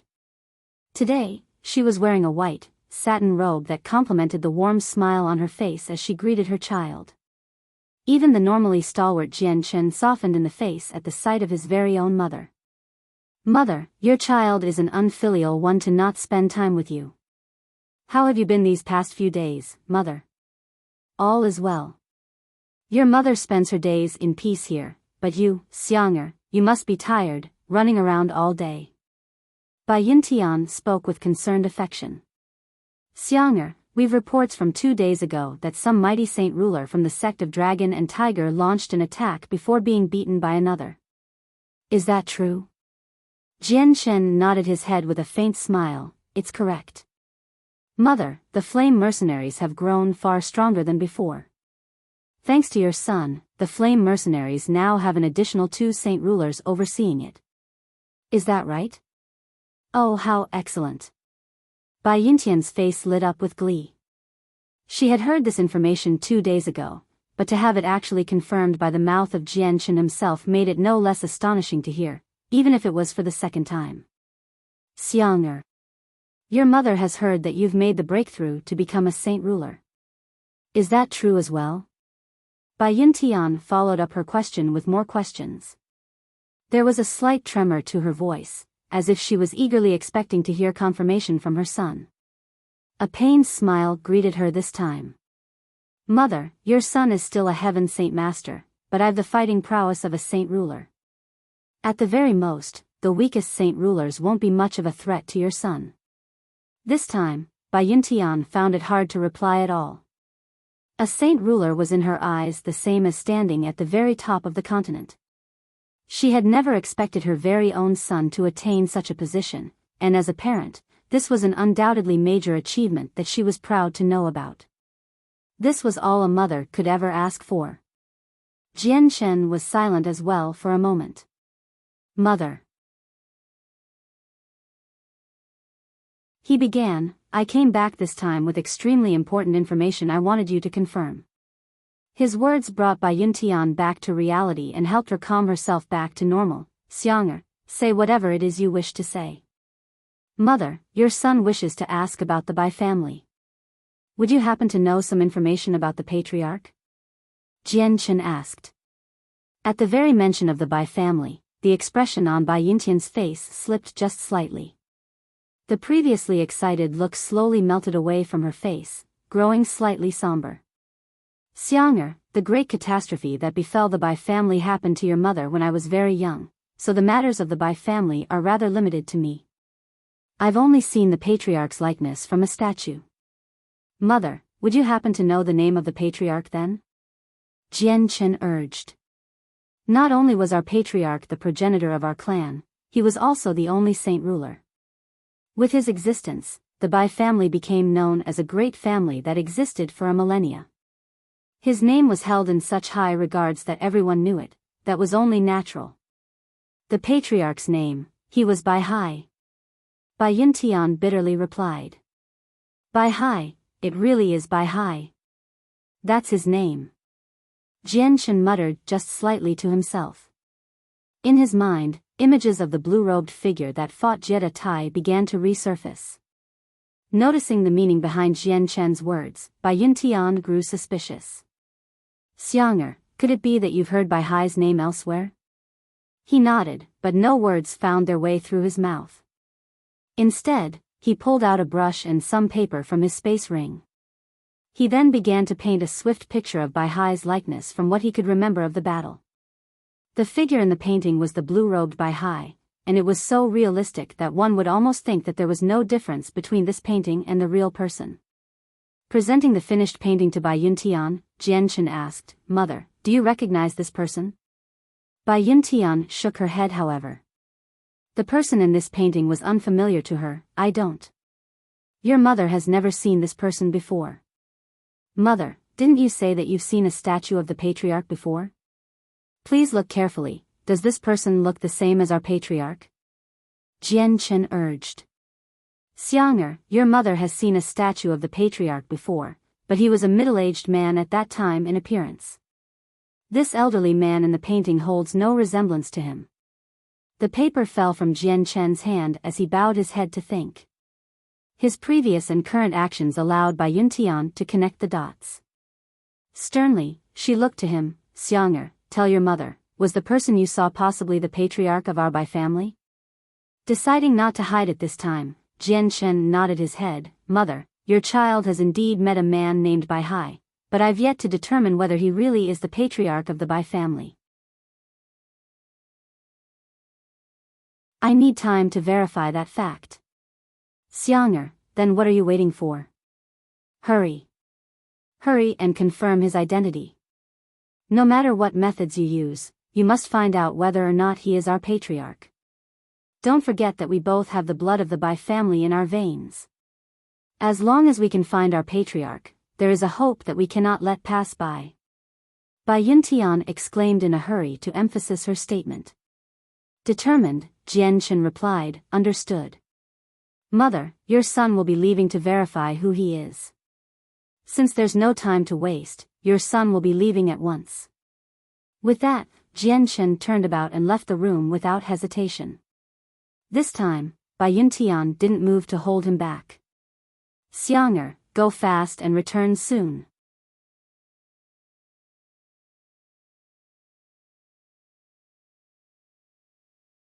Chapter 662, Visiting the Sect of Dragon and Tiger. Not even 2 hours had passed since Jian Chen arrived at Changyang Manor with newbies before they left with a speed that was just as fast as when they came. They came quickly, they left quickly. Changyang Ba didn't even have a chance to see his own son. Finding the patriarch of the Bai family was far more important, there was no time to lose. Conflicted, Bai Yuntian stood at beyond the doors to her own room to watch Jian Chen disappear into the skies. Her heart found it very hard to remain calm at that moment, since Jian Chen's abrupt news about the patriarch of the Bai family immediately broken the tranquility she was in.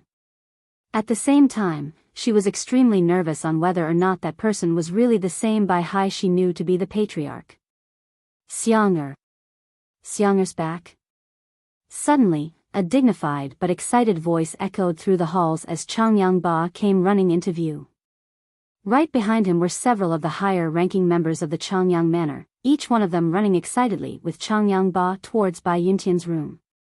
Striding to Bai Yuntian's side and looking left and right, Changyang Ba asked, "Yuner, Xiang'er has returned, hasn't he? Where is he then?" Taking in a deep breath to calm her nerves, Bai Yuntian couldn't help but smile to see the hurried expression on her husband's face. "Xiang'er has already left." "What? He left?" Changyang Ba didn't believe it for a moment. Smiling, he spoke, "Yuner, let's dispense with the jokes. Xiang'er only just came back, but it's been a long time since I last saw him. As a father, I wish to see my son." "It's true. Husband, Xiang'er has left. He has important matters to take care of and so he couldn't stay for long," Bai Yuntian replied. Bai Yuntian was never a person to make jokes, so Changyang Ba had no other choice but to believe that Jian Chen had really left. Sighing, he said, "A pity that I was late then. I hadn't the idea that Xiang'er would be in such a hurry to leave. It's rare that he comes back home already. It seems that our son is quite rushed if he has to leave home as quickly as he came then. Little Yun, I've heard that the fourth master has broken through to become a saint ruler. Would that tidbit of information be true?" An elder besides Changyang Ba suddenly, he was one of the doyen of the Changyang Manor. The fellow doyens of the clan immediately looked to Bai Yuntian expectantly. Each of their eyes glowed brightly as if waiting for her answer. The reason why all of the doyens gathered here today was to verify this highly important piece of information. Seeing the highly excited looks of anticipation on everyone's faces, Bai Yuntian couldn't help but have a proud smile on her own face. "I only just asked this of Xiang'er himself. Xiang'er is truly an amazing child. Not only does he not fear any saint ruler, he has the strength to fight one as well." "Is that true? That's amazing. I never would have imagined that our Changyang Manor would be blessed with a saint ruler, dear heavens. Saint rulers are rare even on the Tianyuan continent, and yet our Changyang Manor has one of them. This is great information. Our Changyang Manor has been blessed with an unprecedented genius. Just barely in his 20s and he has already become a saint ruler. From now on, our Changyang Manor will no longer be a small-time clan in this part of the kingdom. With a saint ruler, our Changyang Manor can set its eyes over the entire continent. We will be a face that everyone knows. Like how the boat rises with the tides, our Changyang Manor will rise too, ha ha ha." One by one, the doyens of the Changyang Manor began to laugh in excitement. Each one of them were hardly able to contain their joy, and their excitement were already far beyond what they would normally be willing to express. One day later, Jian Chen and Nubis returned back to where the Nubis clan was. After his return, Ming Dong and the others immediately gathered around him. "Brother, what in the world caused you to leave in such a hurry?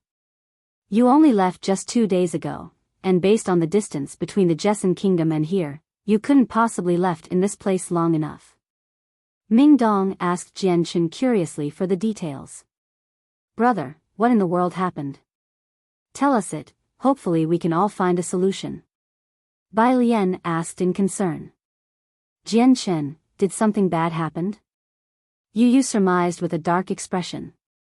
Revealing a light smile, Jian Chen replied, "There's no need for everyone to guess the situation. I can't talk about it for now, but it isn't anything bad. Or rather, it's a rather good affair. Let us go our own ways for now. I've some things I wish to discuss with Senior Huang and Jie Tai." Afterwards, Jian Chen walked over to the garden where Huang Tianba and Jie Tai were currently engaged in a game of chess. Along with Nubis, the four of them sat around a circular table where several maids brought out refreshments and drinks to adorn the table. Due to the fact that Nubis spent the majority of his life in Cross Mountains without leaving, the delicacies of mankind were an unknown to him. Unable to help himself, each part of the refreshments were gobbled up by him while commenting happily on the taste. After the maids had their fun bringing even more snacks to Nubis, Jian Chen spoke to them, "You may leave now." "Yes." The maids bowed before retreating away from the garden. "Brother Jian Chen, what business might you have for you to call on us?" After the maids left, Huang Tianba opened his mouth to speak. Jian Chen was quiet for a brief moment before replying, "I wish to find the blue-robed one named Bai Hai. The one that Situ Qing invited. Would either of you three know of a way to find him? That man's strength is as strong as mine. I've not enough strength to leave a mark on him." Jie Tai remarked. "My Solunar Bao was able to lock onto his aura so that he shouldn't have been able to run away, but there was some sort of mysterious escape technique he used to completely erase his aura. Even now I still can't find him." Huang Tianba spoke. Jian Chen looked to Nubis in hopes that this ancient beast would know of some particular method to find Bai Hai. Noticing his gaze, Nubis shrugged his shoulders, "I've never even fought with that human before, don't look to me for advice. I'd know not where he went, but if you wish to find that tattered robe old one, then I'd have a way. His entire body was infected with my poison. As long as he doesn't completely neutralize the poison, I'll be able to sense his position no matter where he is." Jian Chen's eyebrows flew up. "It seems that if we wish to find his position, we have to find out from the Saint Ruler from the sect of Dragon and Tiger himself. Brother Jian Chen, don't you have a grudge with them still? You may as well nip the problem now. With the power we have now, the sect of Dragon and Tiger has no way of threatening us anymore." Huang Tianba proposed. "That was my plan." Jian Chen nodded his head in some thought. "The Saint Ruler would do anything to kill me now and as soon as possible. If not for my fortitude, I really would have died at his hands. I can't return this favor with a lenient hand. I will make him fall with our visit. Jie Tai, stay here in the meanwhile. Nubis, Senior Huang, the three of us will hurry on towards their sect." Brother Jian Chen is surprisingly a decisively firm type of a person. I can respect that. Huang Tianba laughed before following Jian Chen out. Afterwards, Jian Chen bade farewell to Ming Dong and the others before leaving with Nubis and Huang Tianba off towards the sect of Dragon and Tiger. The sect of Dragon and Tiger wasn't too far away from the Heavenly Eagle Kingdom, and with Jian Chen's speed, they were easily able to reach the sect's resting grounds in no time at all. From far away, Jian Chen and them could see the people within the sect moving about. Floating in front of the sect, Jian Chen's eyes stare frostily at the buildings down below. "Saint Ruler of the sect of Dragon and Tiger, come out and die." Jian Chen's voice wasn't any louder than normal, but the entire world could still hear his echoing voice. Immediately, the sect of Dragon and Tiger was brought into chaos. A great deal of people began to pour out from the buildings to stare up at the three figures floating in midair. They felt uneasy since they didn't recognize the three figures, but knowing that they were blatantly undermining the sect's strength, the people knew that these three people would not be weak. Several figures flew out into the skies before quickly coming to a stop in front of Jian Chen and the other two. Each one of them stared at Jian Chen dangerously, and at the very front of this group was the sect master Chris. He recognized Jian Chen straight away with a crestfallen face. All semblance of color bled away from his face at once, leaving him with an extremely pale coloration as he shrieked, "Jian Chen, it's you. You're tuning into the Biyao's Wuxia Chronicles YouTube channel. Don't forget to subscribe and join us on this journey to catch the most captivating stories.